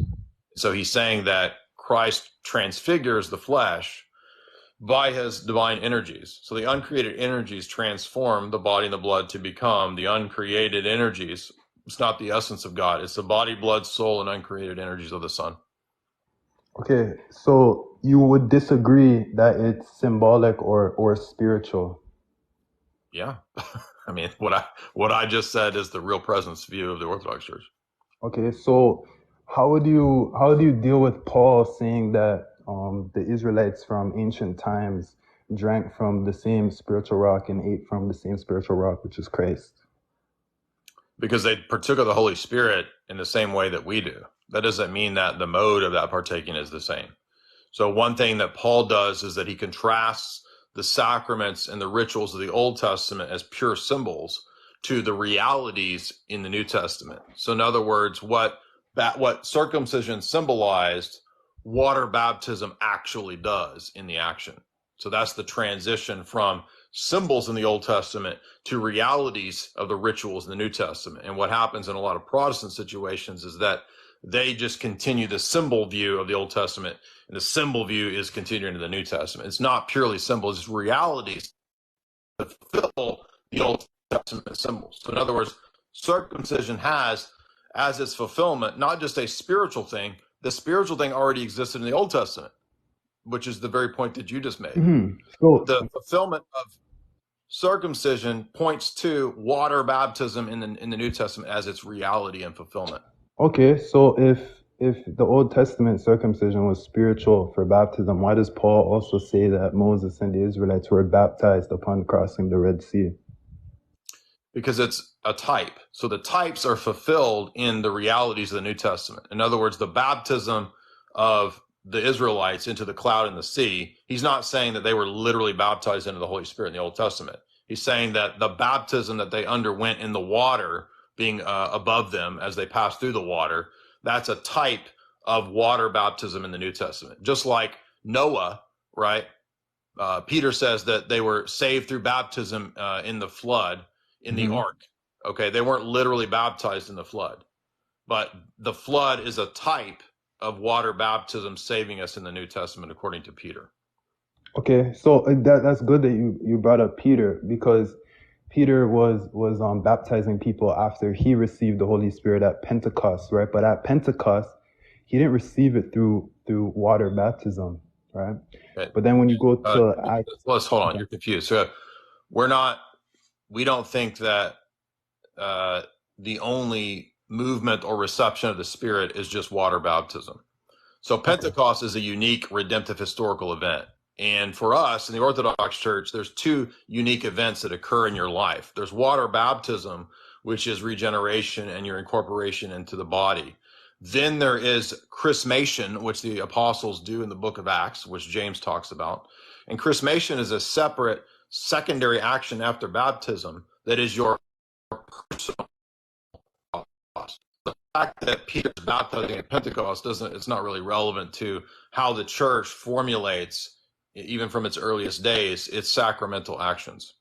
Yeah, well, the only reason why I brought that up is because you were mentioning sort of like a spiritual baptism with Noah and Moses. And in Acts 10, Cornelius and his household, they all received the Holy Spirit without water, and Peter was surprised, right? Yeah, but that's a specific action intended to teach Peter that the former Mosaic divisions between Jews and Gentiles are no longer the case. So that's not a pattern for everybody in the future of the church, that you don't have to have water baptism, because there's plenty of texts in the New Testament that make water baptism. In fact, in Acts 2, Peter says, repent and be baptized for the forgiveness of your sins.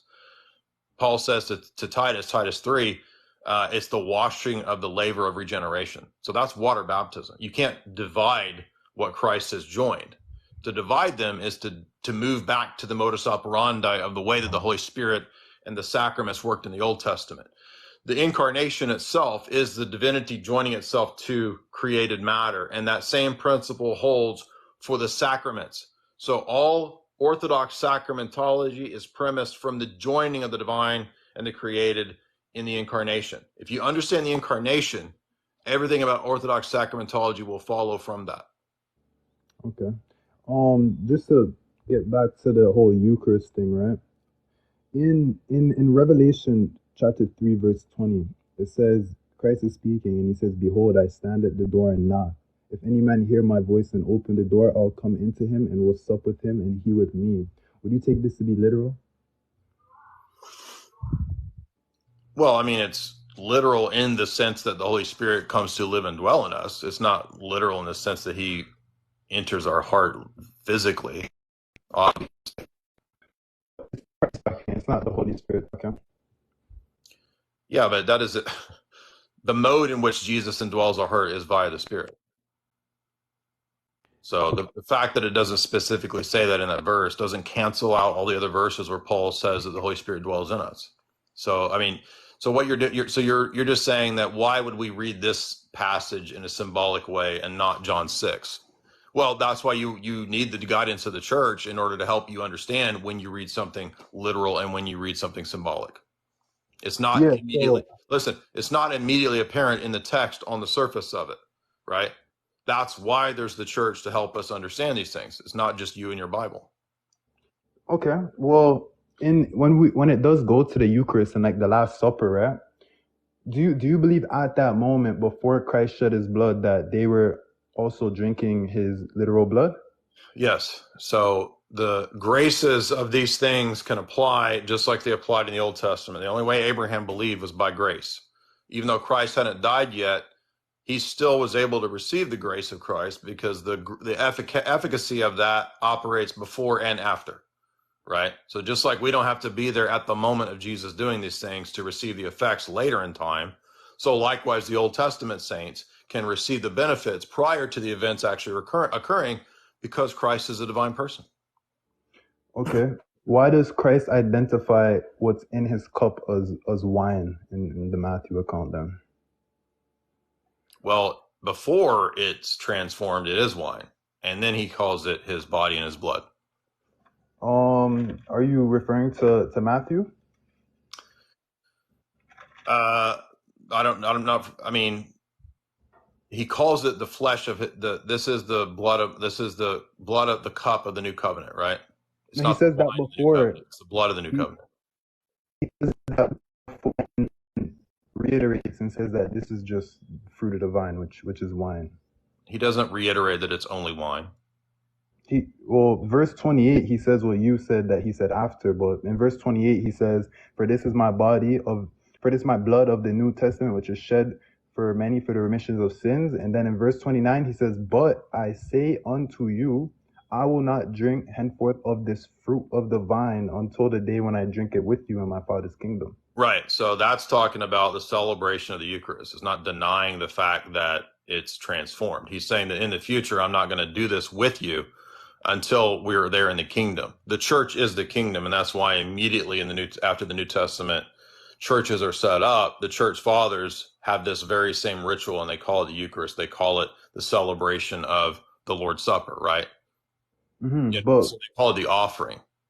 But you're forgetting he calls it the fruit of the vine, right? I understand that he says it's a celebration. You're not understanding. He's not saying that what I just have in my hand. He's talking about the future celebrations in the church of the Eucharist.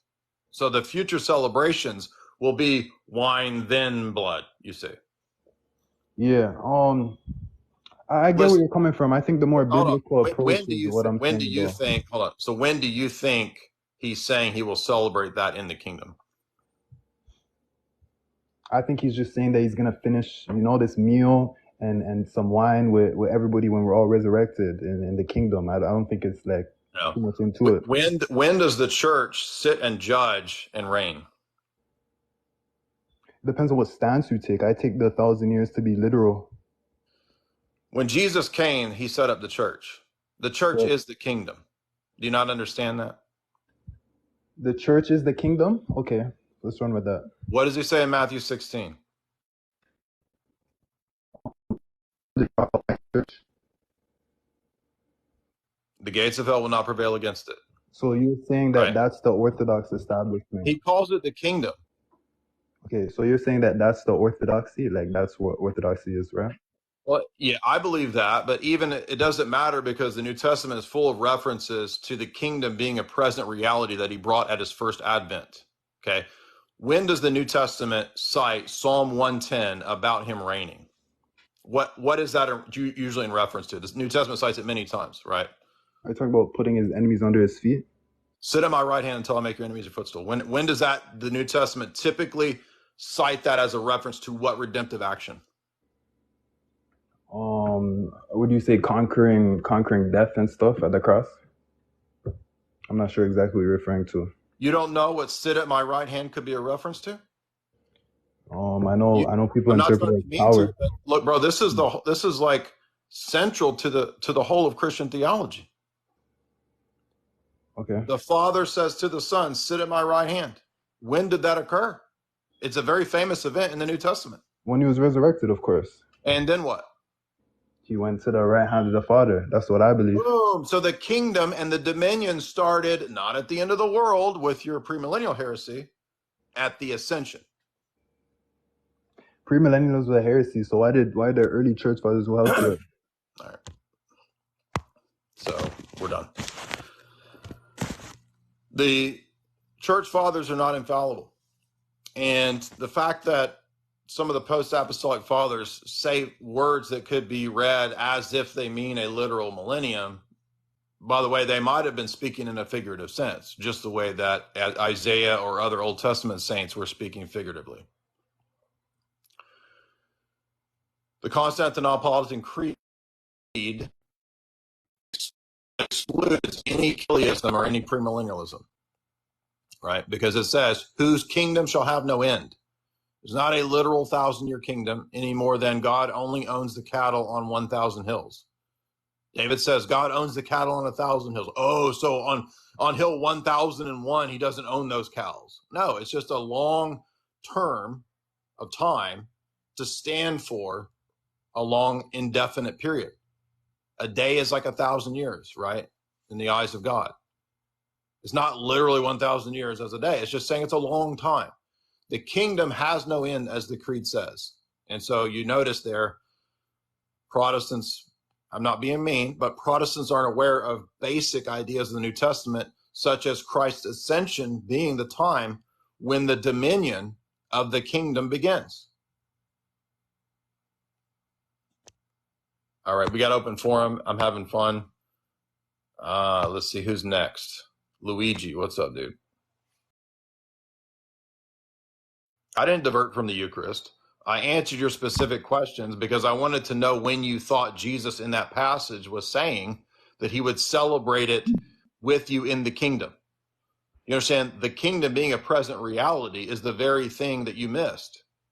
So when he says, I will celebrate this with you in the kingdom, talking about the Eucharist, the fruit of the vine, he's talking about the future offerings of the Eucharist in the church, which occur when he ascends, because the divine liturgies are the same celebrations. When John sees into heaven, he sees an Orthodox liturgical service. Think about that, Protestant dude. What's going on, brother? Hey. Hey, I got a couple questions for you, Sure. primarily about the Trinity. As Zay was talking about earlier, like the Trinity is probably Muslims primarily. So just a real question: Do you say that the Father is God by identity, or by predication? And sorry, my connection's a little bit iffy right now, but it's fine. Yeah, so the logical problem of the Trinity hinges on a lot of different assumptions. One of those assumptions is that all naming and predicates are identical. And so the LPT hinges on that. It also hinges on counting by identity, which we don't count by identity. So the Father, the word God can pick out different things. It's not a descriptor of one type of thing. So if you have a reductionist idea of what the referent to the word God is, then that whole argument hinges on that, right? So, by the way, Joshua from the 6, you're welcome to come on. So you're in here talking smack about, oh, you're all fangirling. Dude, any one of y'all can come on and make an argument. You can have as much time as you want. And anyway, so back to the point. God is a generic term, just like the Canaanites use the word El, and the Bible calls God El, and it calls the gods of the Canaanites the El. Okay. Does the word God only refer to one thing? No, it picks out different things. In the Bible, it picks out God the Father, God the Son, God the Holy Spirit, the divine nature, the divine operations. It picks out angels, demons, and men. The word God can refer to all of those things. So the word God doesn't have a single reference to either nature or person, you see. It can refer to both in the Trinity. Okay, so what I'm hearing is there is a sense in which the Father is God by identity. Would there also be a sense that the Son is God by identity then, by that logic? We keep in mind that we don't count by identity. So we count by division, and there's no division in God. Okay. So what would you, so if a Muslim was asking, like, basically like giving you that dichotomy between identity or predication, Yeah, what would you say to that? I'm not being rude. We just covered that probably 10 minutes before you got here.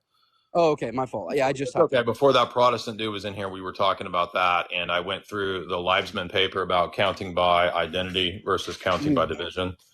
And the logical problem of the Trinity that Muslims keep putting out, it just hinges on this argument that we count by identity, and we don't. We count by division, and that's why the Church Fathers, when they speak in the Creed, he's one. His nature is undivided, one and undivided amongst the persons. When it says undivided, they're identifying the way that they were counting, which was by division, not by identity. So, for example, it's easy to show this. If I have a piece of paper and the piece of paper is a single piece of paper, if we count by identity, this is one piece of paper, right? Mm-hmm. And it's identified as this whole. But if I do this, it's still that object, right?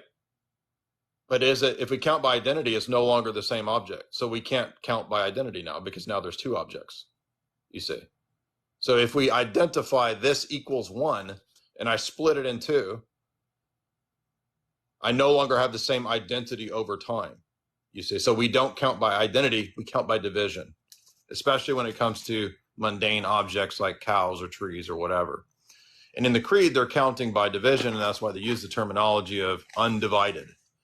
However, the LPT is hinging on the fact that in God, we are counting by identity, and we don't. That's a modern analytical way of counting it. In the ancient world, they count that way, except when they were counting abstract objects like sets or like laws of logic or like Aristotle's categories. So God is not either a mundane object or a purely abstract object. And so if there's differentiation in God, then we might count God in different ways. And so the summary, simple argument response is that different things are counted in different ways. And the argument hinges on everything being counted by identity. And it's not. And is a false dichotomy because we count in division, not identity. Is that essentially the response? The argument is premised on that we only count by identity. And in the ancient world, they primarily counted by division, as we do. But they also counted some things by identity, as do we. And some of the things that are counted by identity are things like laws of logic, Aristotle's, because it doesn't make sense to say what's half of an Aristotelian category. There's not. What's half of the law of identity? What's a third of the laws of logic? It doesn't make sense, right? Okay, and then one final question. It seems like a lot of people have different takes on this. What do you believe is blasphemy of the Holy Spirit? It's not an explicit statement or phrase. It's resisting the movement of the Holy Spirit until the end of life. Okay, Is my view. yeah, I think I would share the same view. All right, well, I appreciate it, brother. Yeah, Keep great it up. questions. Yeah. All right, take it easy. Yeah, just we did a longer, more detailed response on LPT and counting by identity. If you want to scroll back in this to, I don't know, maybe 30 minutes ago. Let's see, Joshua. He was talking. He's ready to come on. What's up, Joshua? Hello. Before I ask my question, I think you misunderstood me in the chat. I wasn't attacking you directly. I was just speaking to somebody that was being extra. But I'm considering orthodoxy lately. Okay. I've been becoming more open. My background is I'm a Protestant. I come from a Protestant family, and I want to look into orthodoxy. Is there any book that you can recommend that I should read to learn more information? Yeah, I think a good place to start would be Father Josiah Trenum's book, Rock and Sand. So, good question there. I want to move on to, I got to pee really bad. This is going longer than I expected. So, thank you guys for bringing other people on here. Does anybody who want to come on who disagrees? Let's see. Are there are there specific people in your requests? DK, Uncle Ruckus, Charlie Colucci, Abraham, and Jihad Modi. I'm gonna Jihad Modi disagrees.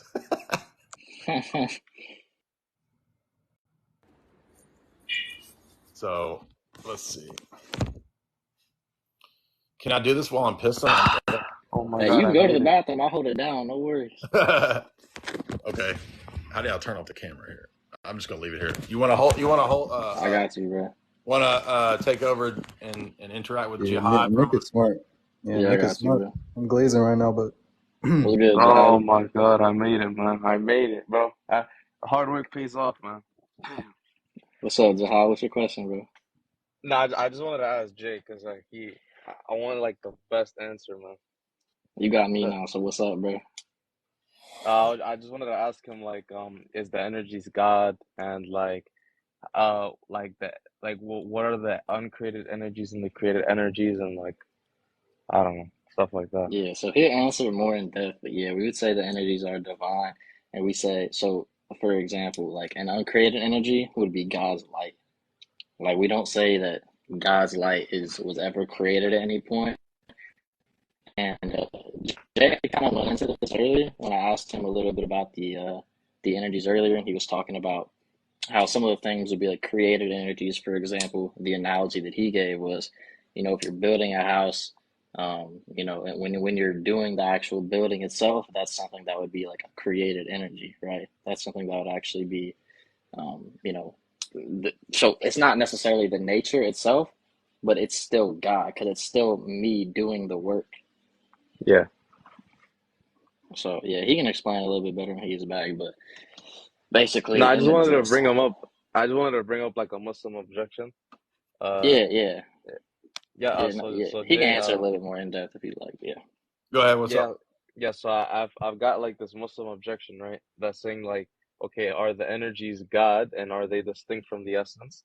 And if they are distinct from the essence, then how don't you have polytheism? Because you have two uncreated things that are God that are not each other. The same way that Sunni Muslims distinguish the attributes to be really distinct, and there's not multiple gods. So then, like, what is the difference between a created energy and the uncreated energies? God doesn't have created energies; He's uncreated. Wait, so there aren't energies that are created?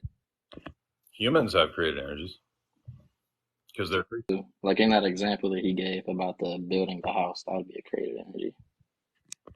All human energies are created energies because we're created beings, and the energy is proper to the nature from which it proceeds. So God's nature is uncreated because energies are uncreated because the nature is uncreated. Our energies are created because we have a created nature. So you believe that the energies are God, like fully God? They're God's actions or attributes.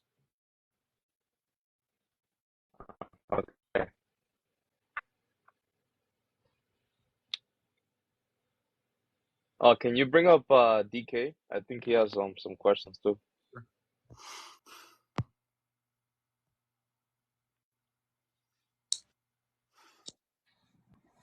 Yeah. Oh, Yo, what's up? hey. Yeah. So I had like a couple of questions. Firstly, it's like regarding the Orthodox position on pneumatology. How would we understand the energetic manifestation through the Son of the Spirit? What do you mean? What's not? How would we understand it? What do you mean? How would we? Okay, so what is the doctrine of the eternal manifestation? Could you speak up? I can barely hear you. Oh, sorry. What is the doctrine of the eternal manifestation? I asked. It's the movement of the triad from all eternity. So how do the persons relate? St. Basil says that every movement is from the Father and through the Son. So the same applies to the Spirit. The Spirit moves from the Father through the Son. That's an eternal manifestation that is always triadic and always involves the Son, but it's not the filioque because it's not saying that the Spirit derives his nature and existence from the Son and the Father. All right, gotcha. Reason I think I've heard you on one of your live streams before mention T. Compino, an Orthodox scholar. I was reading some of his works upon the essence energies distinction and like different views throughout the years of Palamite theology. You understand God's energy being both one and many, because I've been introduced recently to your content regarding this. Like mainly I've read like academic papers. But how would you understand in your position how God's energy is both one and many? I mean, it has to be. What do you mean? That's how 50 chapters. It's sections 98 to 102 in the 150 chapters. I mean, the Palamite Synod specify that you cannot say that the energy that is love or glory is identical to the energy that is foreknowledge. They are different realities, is the statement of the Palamite Synod. And it's obvious why that is. I mean, it would lead to absurdities to identify the energy of creating the world with the energy of eternal glory. Okay, I see. All right. Those are the two questions I had. It's quite late over here, and I'm quite sick. So, if you're live again one day, Yeah, maybe I'll be on here some more. This has been fun. We got over 200 people. So yeah, great questions. So let's see. We got some more people that want to ask. Charlie wants to ask another tag question, and then we'll go to. I'm assuming, I don't know if he wants to ask tag question. You might want to ask something else. I don't care. We got the actual legit Bruno Mars wants to come on, and then Uncle Ruckus. What's up, Charlie? Jay, I got another tag question for you. Okay. How far do you think the argument extends as far as, I think it's very good with dealing against like materialism, but what about like, an objection I hear a lot is, why can't I just replace the Christian God you're positing with maybe Allah or another monotheistic religion? How would you respond to that? Right. Well, that's why I go into the metaphysics of it, because you need the essence energy distinction. You need the distinction between nature and person.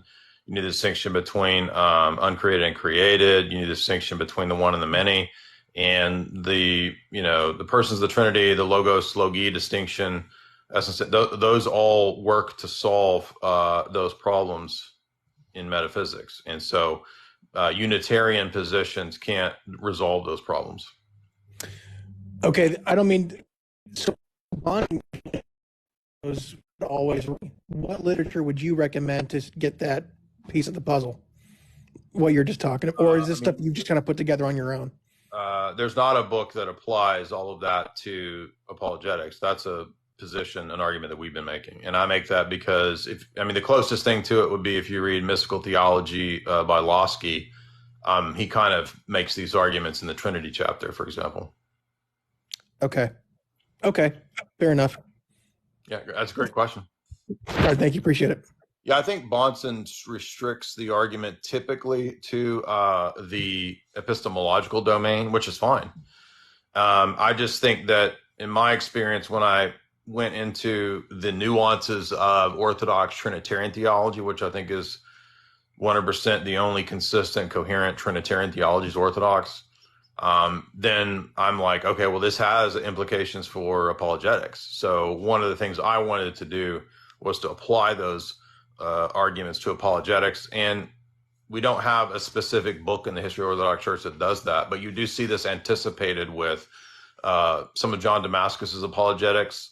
He applies one of many arguments the Cappadocians do. Maximus, in his Questions and Ambiguities book, he applies Trinitarian arguments from metaphysics to reality. Palamas does this in a few places. So I think that the tools were there, but it was never really explicated in an apologetic setting, probably because they weren't dealing with so many thousand cults and sects like we are today. So like, you didn't have, for example, mass atheism, but John Damascus is, for example, the first to really start dealing with Islam. So he's the first, anti-Islamic apologist. So he doesn't, but he's not focused on physics, but he does anticipate it, for example, in his heresiology, where he basically says every error, whether it's atheism or polytheism, he calls them heresies. So he says that paganism polytheism is the first heresy going back to the Garden of Eden. So that's basically arguing then I can apply Trinitarian metaphysics to apologetics. So it should be all recorded. If you're asking about the debate, I mean, it wasn't really a debate because he didn't want to justify any epistemological claims. It's like, well, every time you make an argument, you're assuming some epistemology for those that are asking. So you can rewind and watch it. Abraham, what's up? Hello? Did you want to say something else, Ruckus? I actually have 3 questions from the chat. Okay.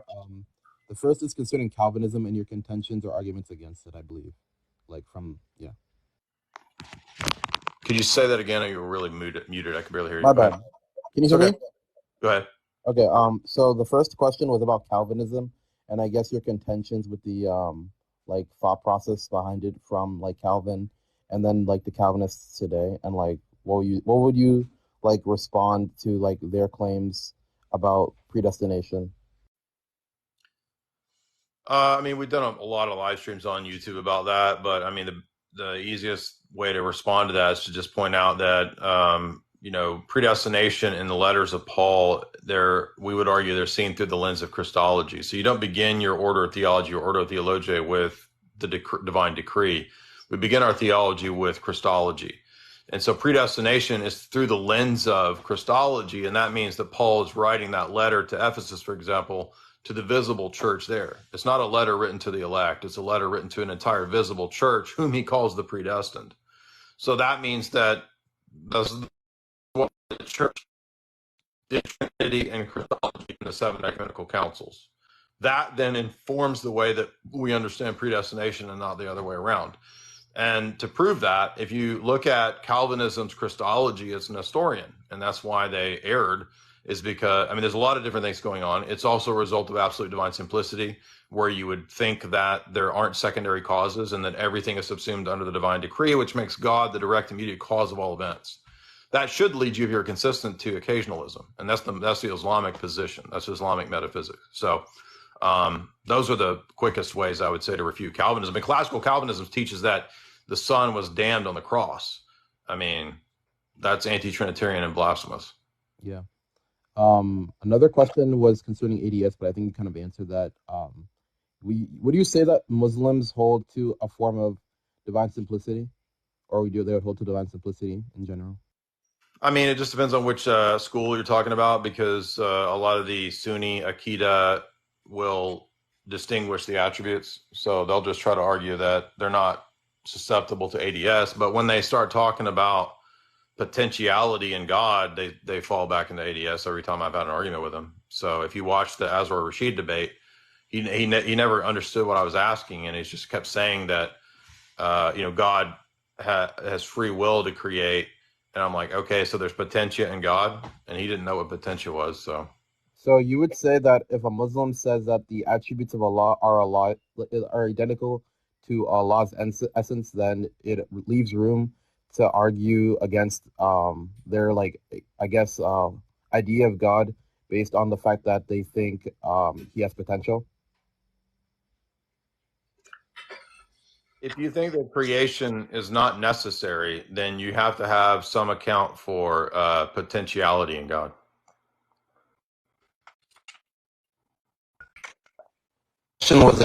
But if you have a potentiality in God, the problem is that most of the time those people would say that anything with potentiality isn't perfect, but Allah is perfect. So does that make sense? Yeah, it makes sense. And then the last was about the filioque, and like I guess your issues or like theological like issues or your contentions with it.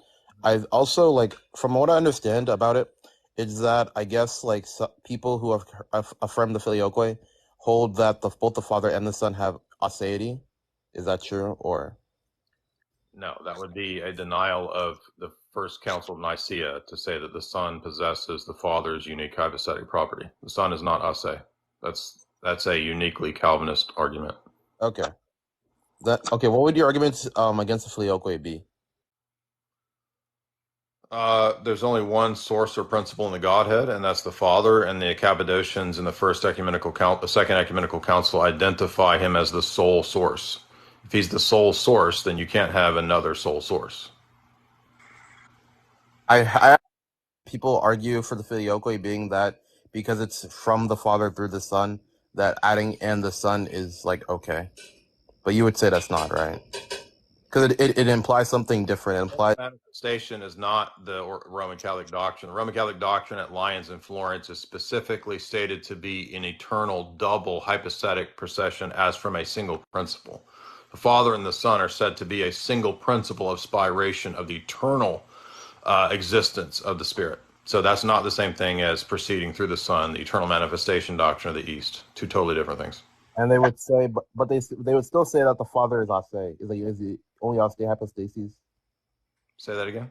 They would still say that the Father is the only ase hypostasis. Doesn't matter because the Father is the hypostatic property of being cause. That is his property according to the Cappadocians and the Second Ecumenical Council. So if you give the property of the Father to the Son, now you have a Father-Son. The only thing that picks out the Father is that he is arche, fount, and cause. So he can't, that's what picks him out and makes him distinct. You can't give that to the Son. The Son can't participate in what distinguishes the Father. Because it would otherwise allow for like a collapse of the hypostatic or the hypostases into like one. If you read Photius, he says this creates a dyad, not a monad. Okay. All right. Thank you for answering the questions. Have a good night. It was a great question. Thank you as well. You nailed it. You got exactly what the issues were right there. Abraham, what's up? What's up, Jay? I had a question about. I can barely hear you, bro. Can you speak up? Yeah, I can speak up. Can you hear me now? Yeah. So I had a question because I see a lot of the times when you argue against Muslims, you bring up the fact that they believe God is absolutely transcendent and different from creation, right?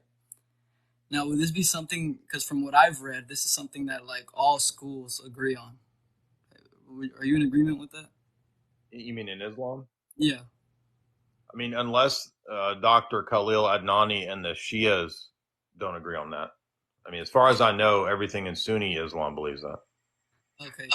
Because a lot of the times what will happen is I'll speak to a Muslim and they'll affirm that Allah is transcendent and then say that at the same time, yeah, but we still have general similarities, for example, mercy and things like this.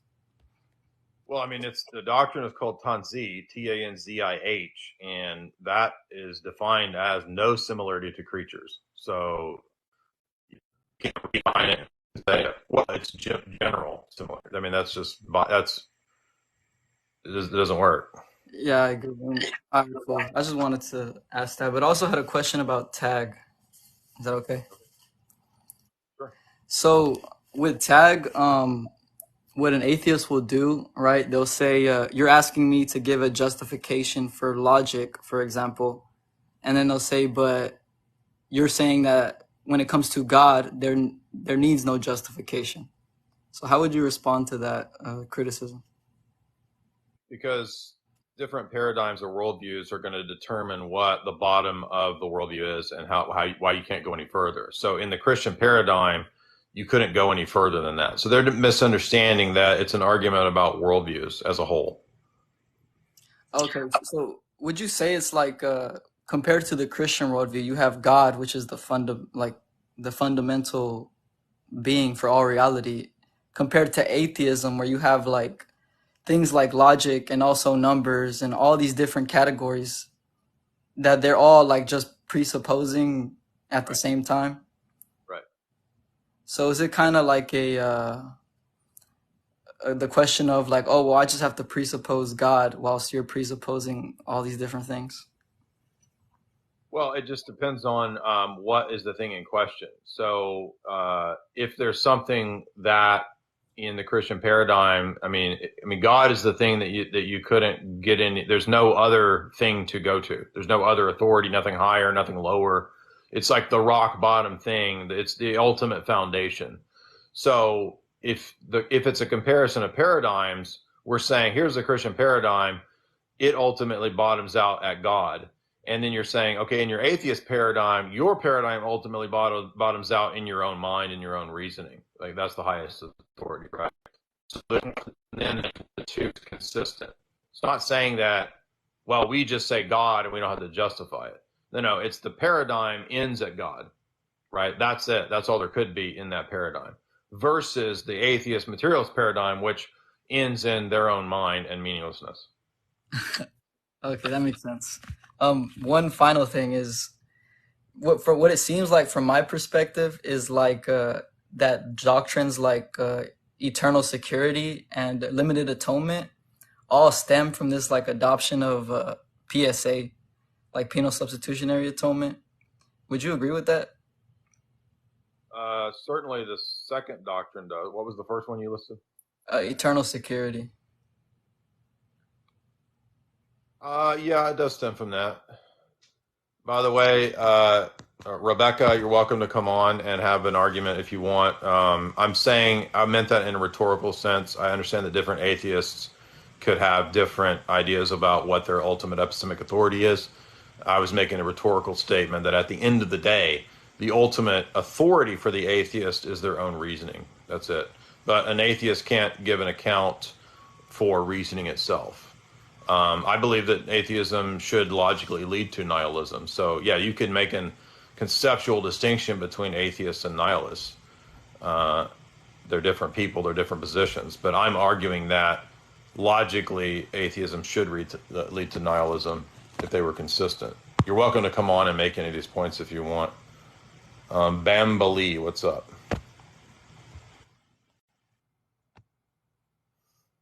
What?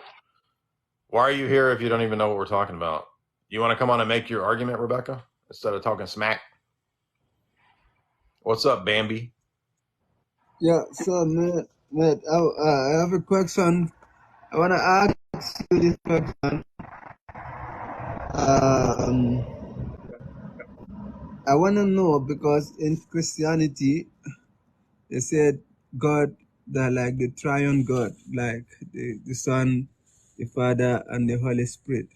So I want to know because when he said Jesus is God as well, so what I'm trying to what I don't understand. So why did God needs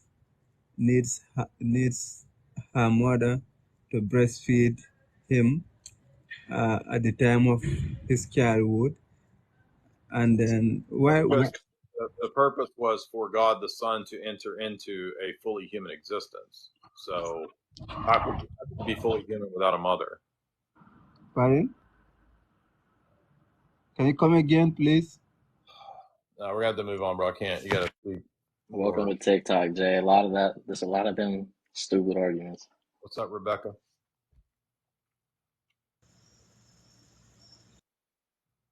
Go ahead, Rebecca. Just curious. You're cutting out. Say that again. Can you hear me now? Yeah, go ahead. Yeah, so how would like a naturalist worldview lead to nihilism? I think because any of the ethical claims or any of the accounts that they would try to give for meaning or value would ultimately be unfounded and ungroundable. And so it would lead to meaninglessness and nothingness if they were consistent, because it can't be justified. Well, if I took like a moral naturalist view with like metaethics, right? Like how would that be inconsistent? Because it wouldn't be able to justify or give Sure. us. Sure, it would. I would take the term supernatural out, right? And I would just assert natural, and that remains consistent, doesn't it?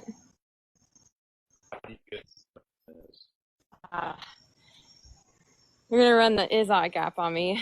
Well, I personally don't take to moral naturalism. I'm an anti-realist with metaethics. Okay. So how do you give an account for value statements? Well, I'm not a non-cognitivist. I think that there are truth values to moral propositions. So like normative ethics, I would take to like say particularism.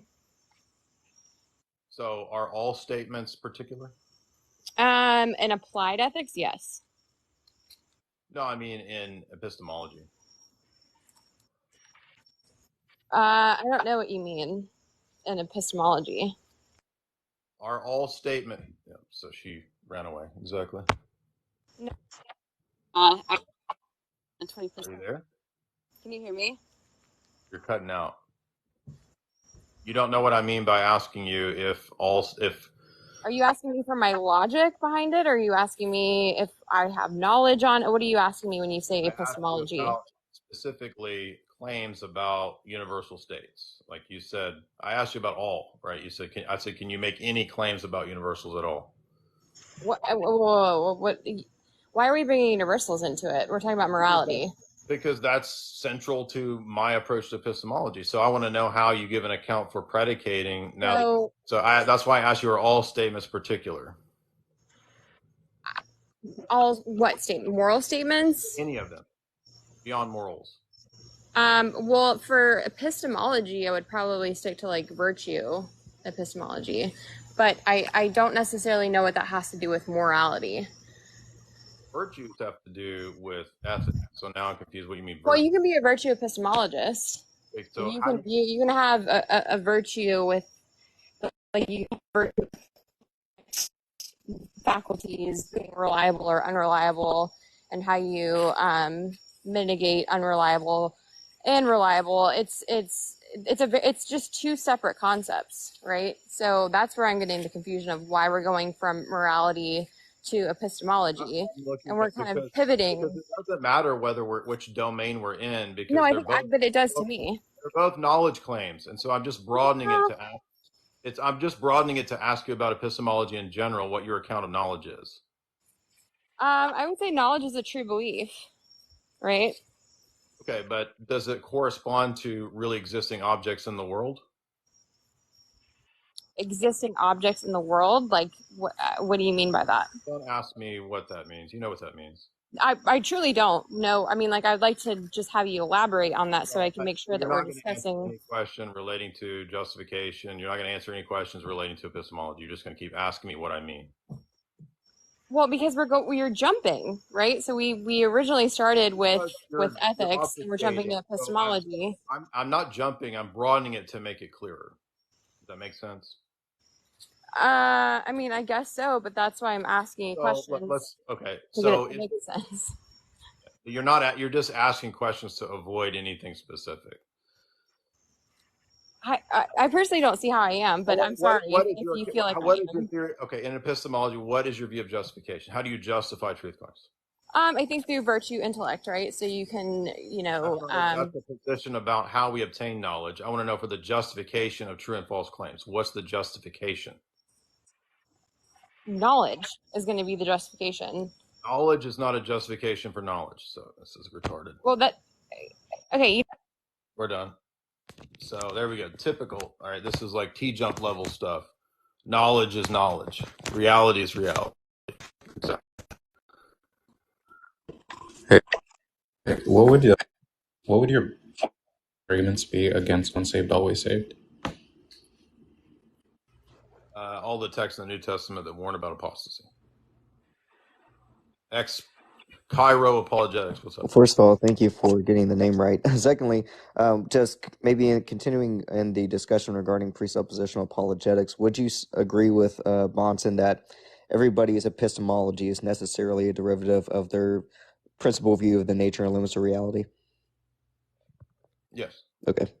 I would say that I use presuppositionalism as my apologetic methodology of choice, but in a recent debate that I had, I was challenged with that claim and said that was illogical, because you have people who have an epistemology of like regressionism or something like that.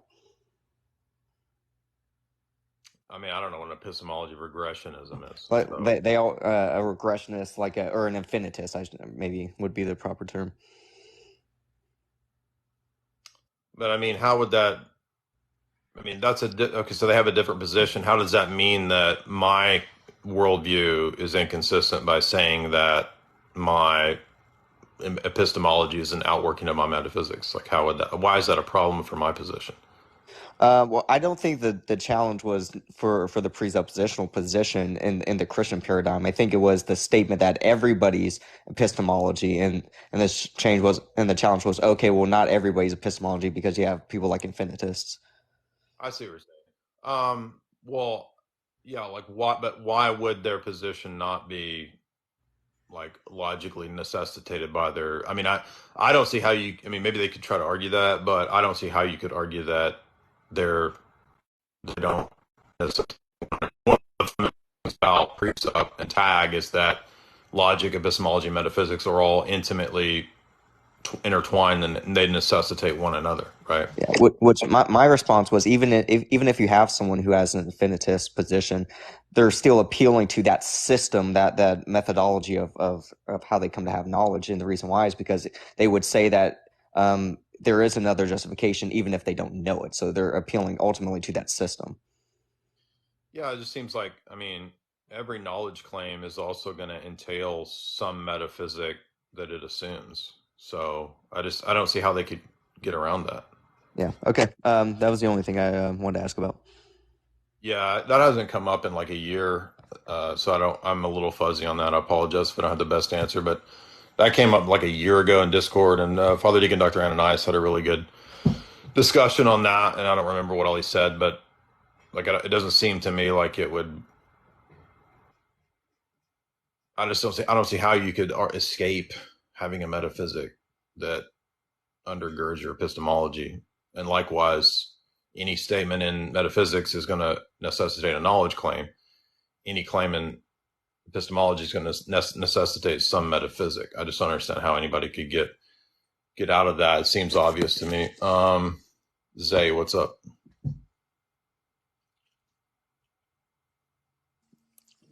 Hey, I did have a suggestion. Mods would go a long way, because people in the comments, they could spam stuff, possibly get the live banana. So definitely. Next time we do one of these, I'll soup this up and try to fix it up and clean it up. But yeah, it's a great point. It's open forum if anybody wants to come in. We've had a good chat here. We got up to 200 people, so maybe I should make Zay a mod. I don't know.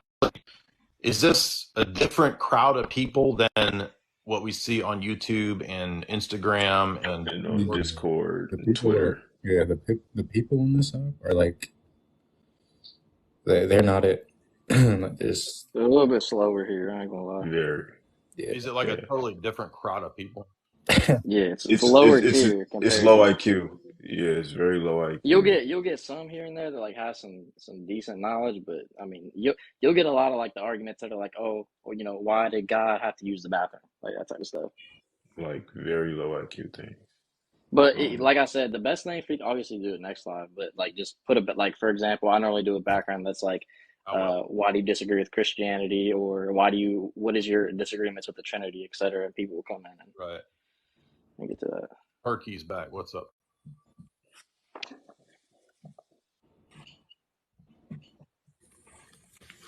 Hello. So I wanted to ask you about the Immaculate Conception.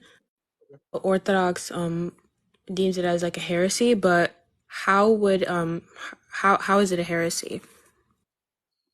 I think mainly because it's typically tied to multiple things going on here. It's typically tied to the Augustinian view of original sin and the idea that sin is in some way a kind of a taint that's transmitted through insemination and through sexuality. This is why Augustine says that you can't have marital sex without some degree of sin. That's not the Orthodox position. The Orthodox Church never taught that. It's a uniquely Augustinian view. Continues into the Middle Ages until even the Roman Catholics begin to kind of like, the Latins even shy away from that and point out that's not really consistent because, I mean, Augustine's very clear in On Marriage and Concupiscence that he has that view. So, and that has to do with his own personal before he was converted. It also relates to the idea that he has that the human will is irresistibly drawn in either an upward divine direction or a downward creaturely direction. And so all sin relates to your will not being exclusively focused on God. And anytime you are enraptured with creatures, for his dialectical view of sin and willing, it must necessitate some degree of sin. So the marital act, he says, it's impossible to have your thoughts on God because you're enraptured with your wife. And so it necessitates at least venial sin, Augustine says.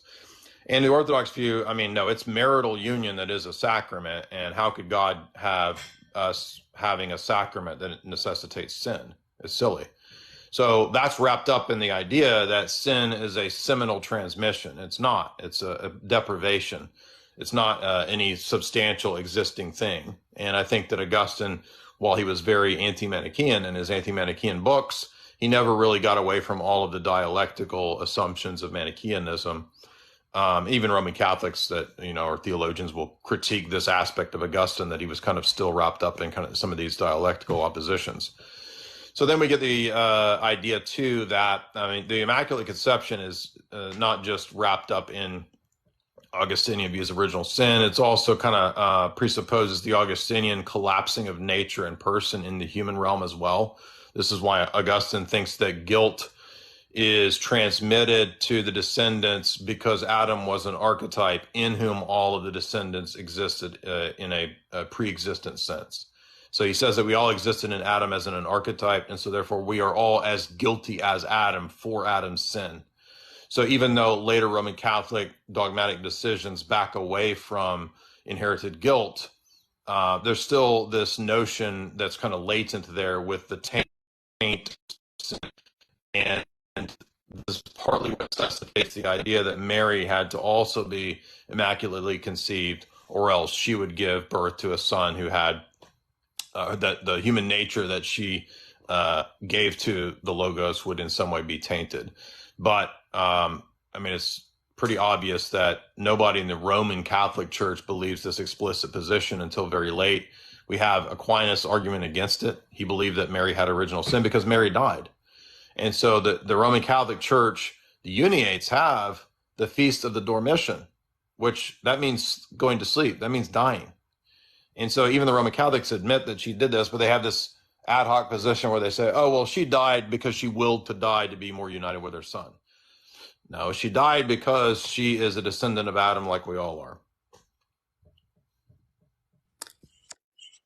My only question. Yeah, great question.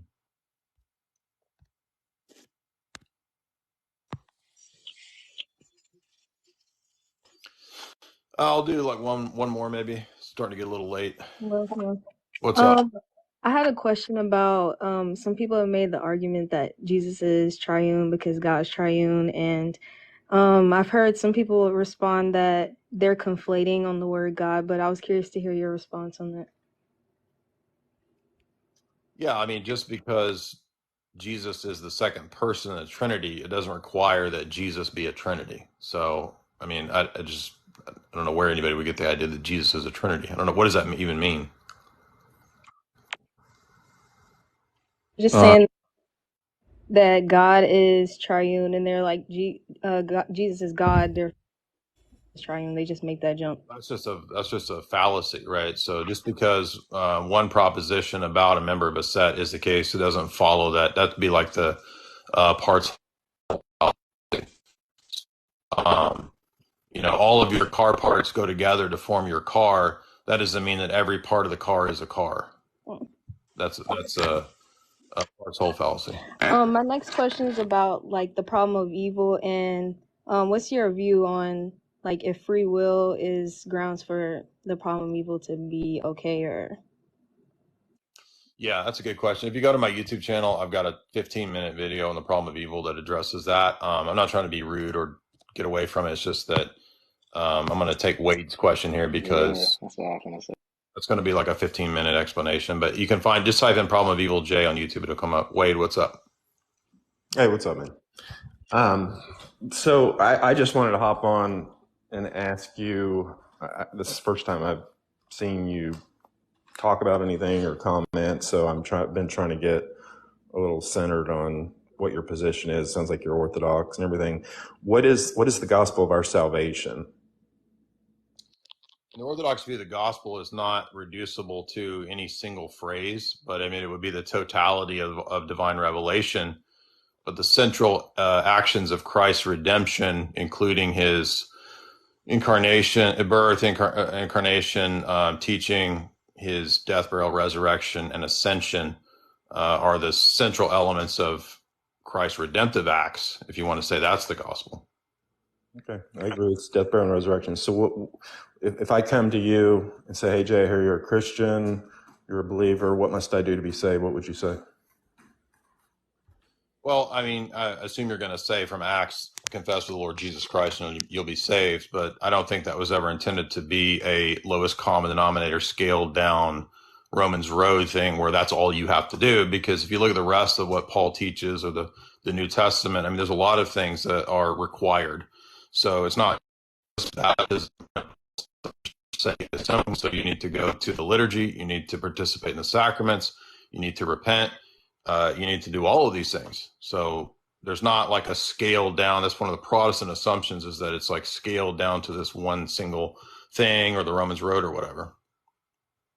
No, right. And I wasn't alluding to directly to Acts 16. I'm just wanting to know if I come to you and want to know how to be saved. So basically, if somebody realizes they have the right Jesus, that he's God in the flesh, triune, Father, Son, Holy Spirit, that he died on the cross and shed his precious blood for our sins, that he was buried and raised again, and putting your faith and trust in Christ alone, believing that he did that for you, and trusting in Christ alone is insufficient to save a sinner's soul, is what you're saying. Well, I mean, you're just restating your evangelical assumptions as to what all these New Testament texts mean. And so I have a different reading of those texts, and I don't think the reading that you have would be consistent. So, no, I don't think you have a right gospel. Okay. Well, I just wanted to confirm that you are, in fact, a heretic. So that was for everybody else, because I was being nice. But that's a nice little condescending snicker there. But yeah, where were the Wade believers in the 4th, 5th, 6th, 7th century? Well, nobody believed in me then. Hopefully, nobody believes in me now. Where were the people that had your view then? Besides the Apostle Paul, who predates him. The 4th, 5th, and 6th century? He would be 1st century. I know. That's why. I don't know how much history you study. Yeah. You don't even know what you're objecting to. The 4th, 5th, 6th century, where were the people that had your view? Running from people that make up somebody who had your views. What's that? Can you cite any of the historical examples of people that had your views in those centuries? Dude, I'm scripture alone. The Bible believers that shot off from Antioch and the Montanist were running for their lives for over a millennia. So you're a retard, right? So you don't have any examples from that time period. I didn't live then. I didn't hang out with people. I was born in the 20th century. So didn't Jesus say that the kingdom that the gates of hell wouldn't prevail against the church?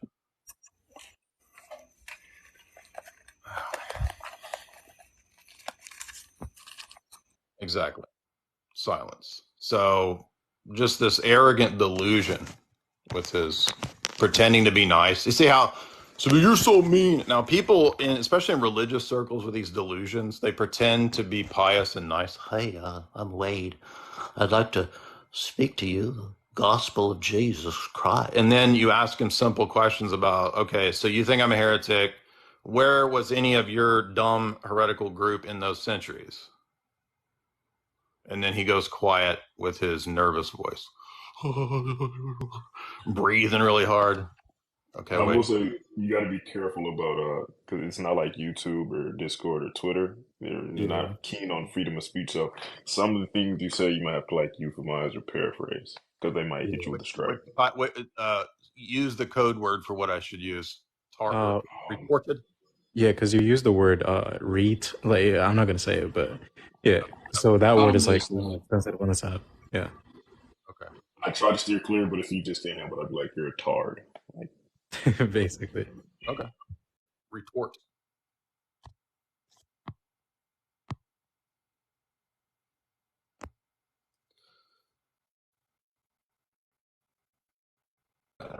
It's immediately going to block this goober. Goodbye, Wade. Bro. We won't ever interact again.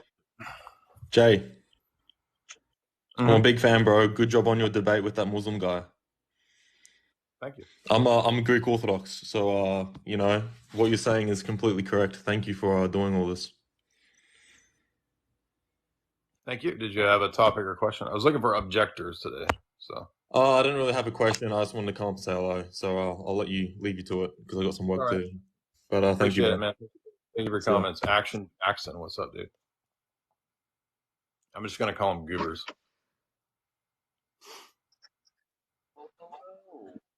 Can't hear you, man. Nope. Can you hear my face okay? Try again. Okay, hold on. I'm sorry, hold on one sec. It's okay, dude. You're really cute. The whole chat says you look cute. It's all good. Thanks.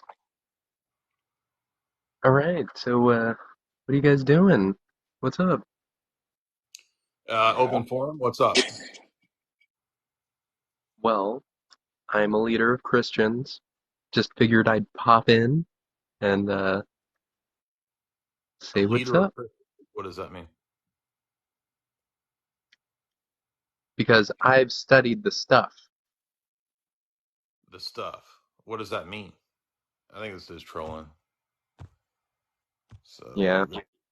Goodbye, Action Jackson. We all thought you were the cutest guy of the night for sure. The ladies are going nuts. They love your fro. What's up, Daniel?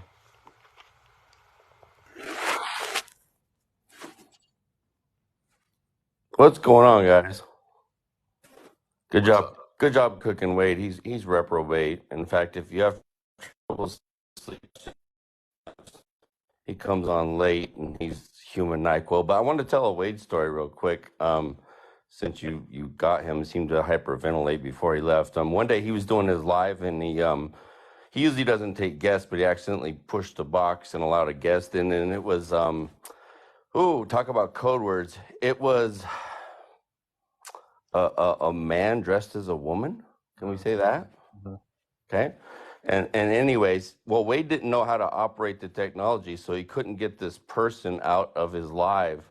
And the person was on the camera, and the person was calling him daddy and calling him hey lover.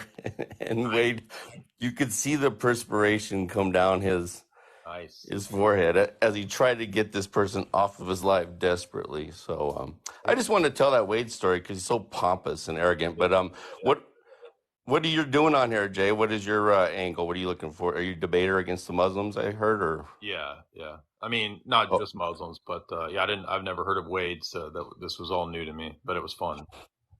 Yeah, he's pompous and arrogant, and he comes on here and tries to show how smart he is. But I find him nauseating, and the people who follow him nauseating. So, good job. I applaud you for that. But if you're new to the platform, be careful with the code words. Okay. Yeah. The app will automatically censor you and blurp you off. So, but other than that, got paused. Other than that, thanks for having me up. I just wanted to say hi. And you're a Christian brother? You're is that what you're? We're Orthodox over here. Oh, Orthodox. Okay, okay. All right. Well, all good. I teach end times, by the way. I'll give you a follow. Seem like a cool dude. Okay. And I teach end times on my live. So I'm glad that God bless everybody. Hope you guys have a good evening. And thanks for letting me up tell that great weed story. Thank you, Daniel. That was something else. Seems like yeah, right. Alhamdulillah, we're Orthodox. Let's see who. I thought somebody else was joining here. Maccabiah. Oh, this sounds like Hebrew Israelite.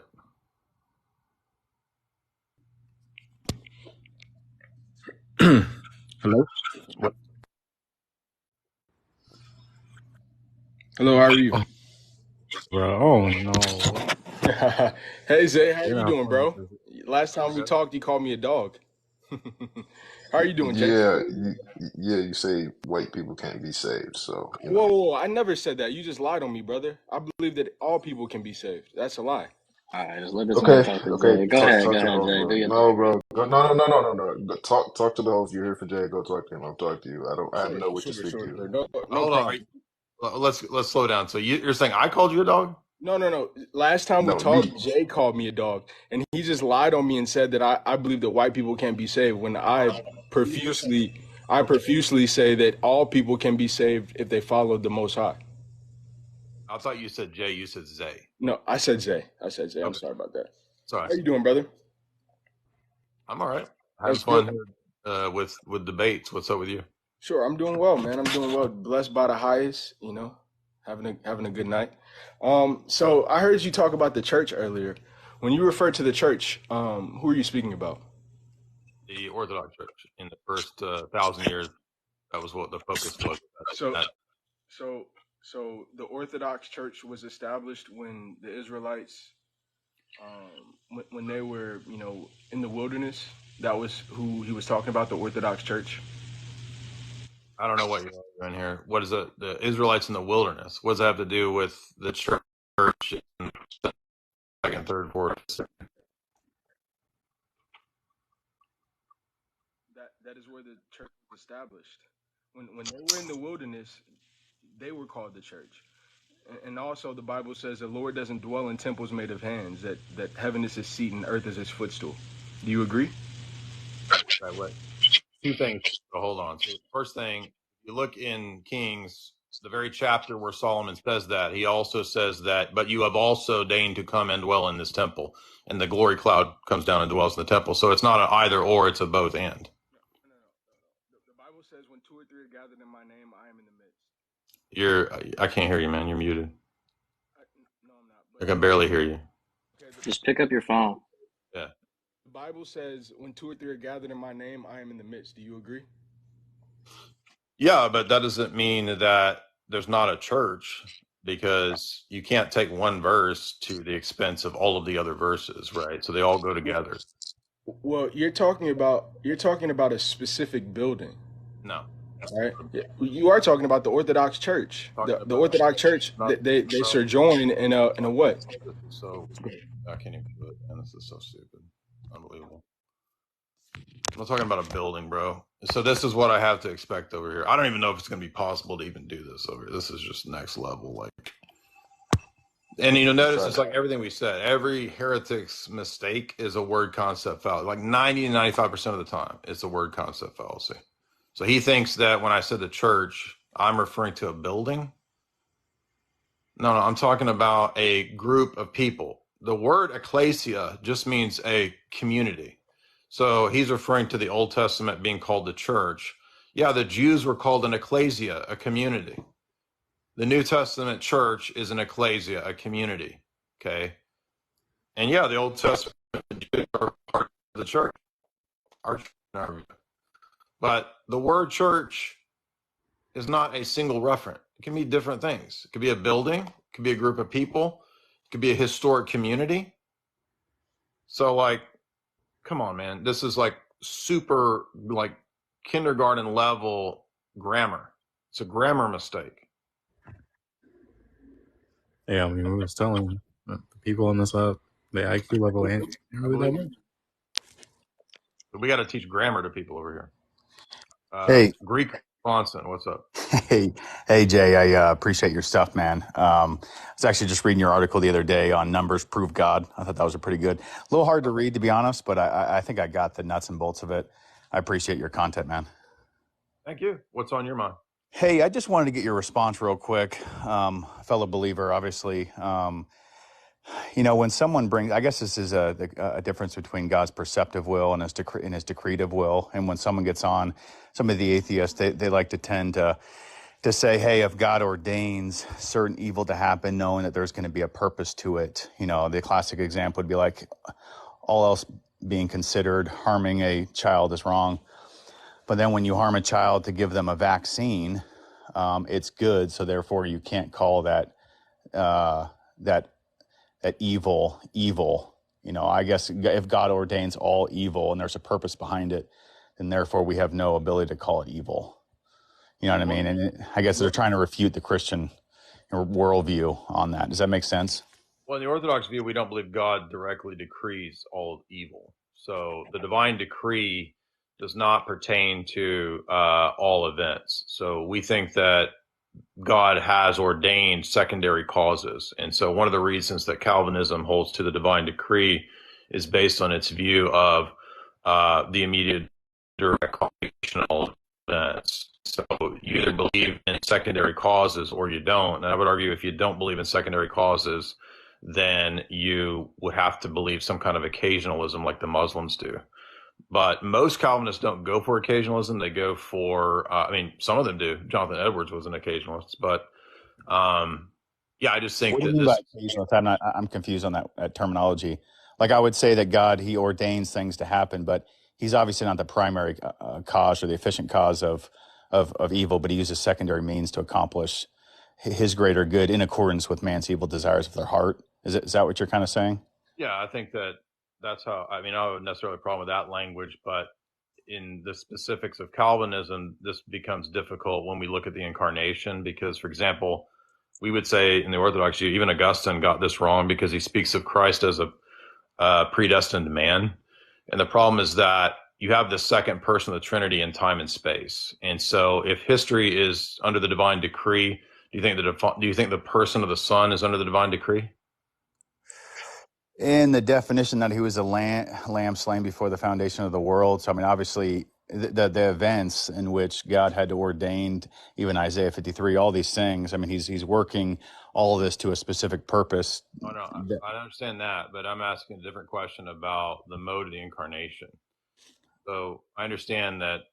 Okay, maybe ask the question again. Sorry if I misunderstood. So I'm aware of the Calvinist view that they take the text where it says that he's the lamb slain before the foundation of the world to signify the fact that God preordained his death and all of that. I understand that, but I'm asking a different question about the specifics of the incarnation, which is that the second person of the Godhead does really enter into time and space. And so what I'm saying is that if history is under the divine decree, the problem is that a divine person is now under the divine decree, and that doesn't make sense. You can't have the second person under the divine decree. He can't be predestined because he's the creator.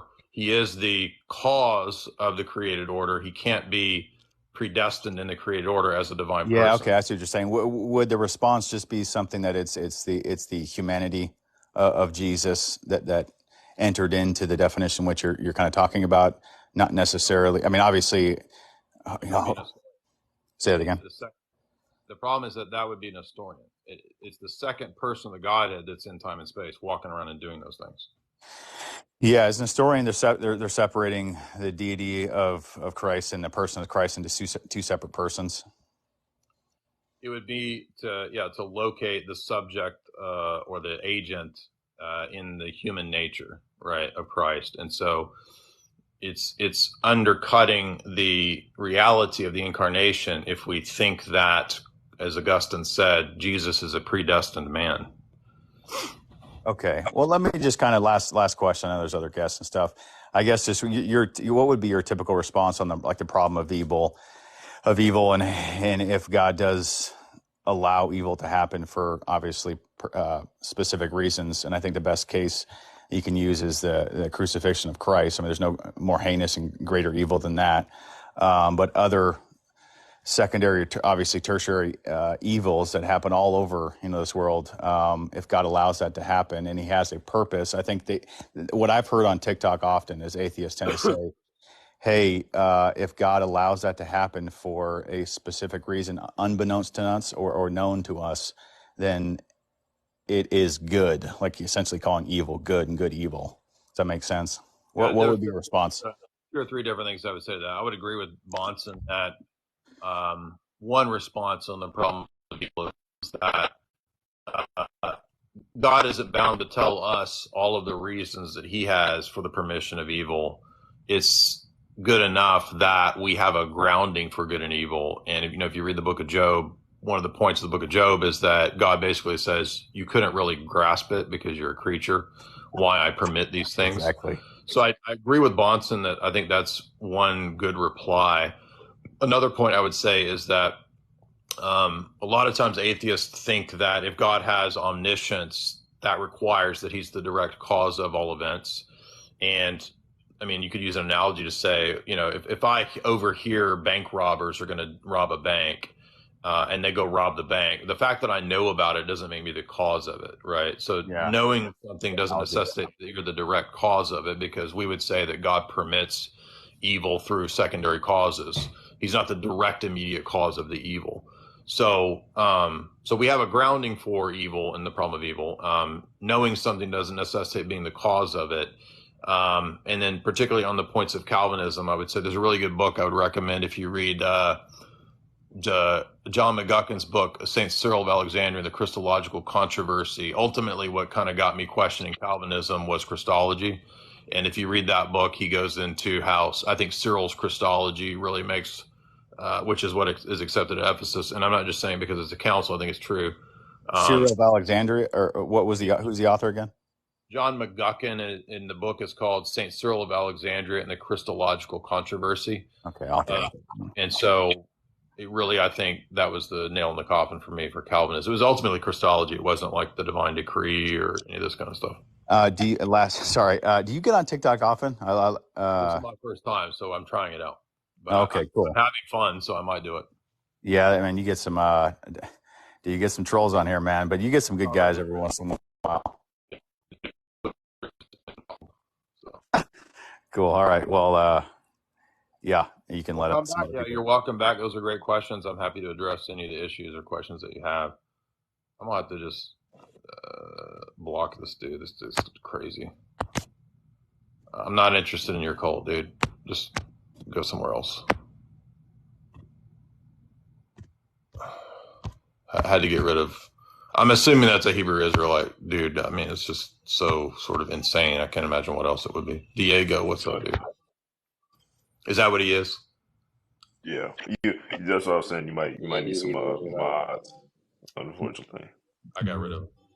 Moderation would do you justice. Yeah, next time we'll get all that settled. I thought somebody else was coming in here. Where'd he go? At least you don't have to tell everybody unmute.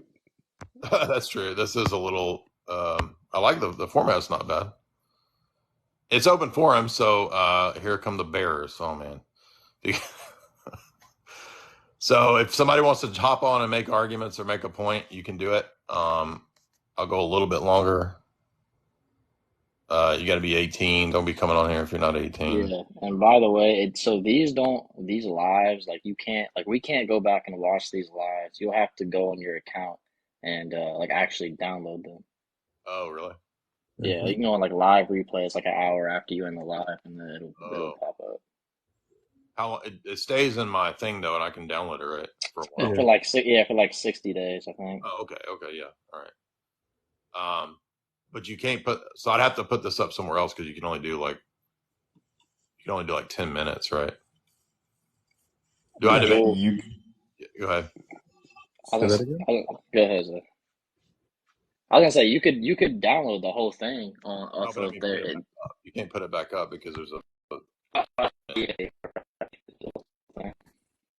What you can do though is people, like when you have engagements, they'll often screen record, right? and then they'll post those engagements and they'll have them as clips, so maybe they can send them to you, things like that. So makes sense. Yeah, so when you download your live, you won't have like the comments won't be there or anything like that, but the actual content I will. understand. What's up, dude? Hey, how's it going? Yeah, my question kind of deals with, since you were just talking about Calvinism, and it seems like you used to be in Calvinism. What are your current views on monergism and synergism? Where would you fall under?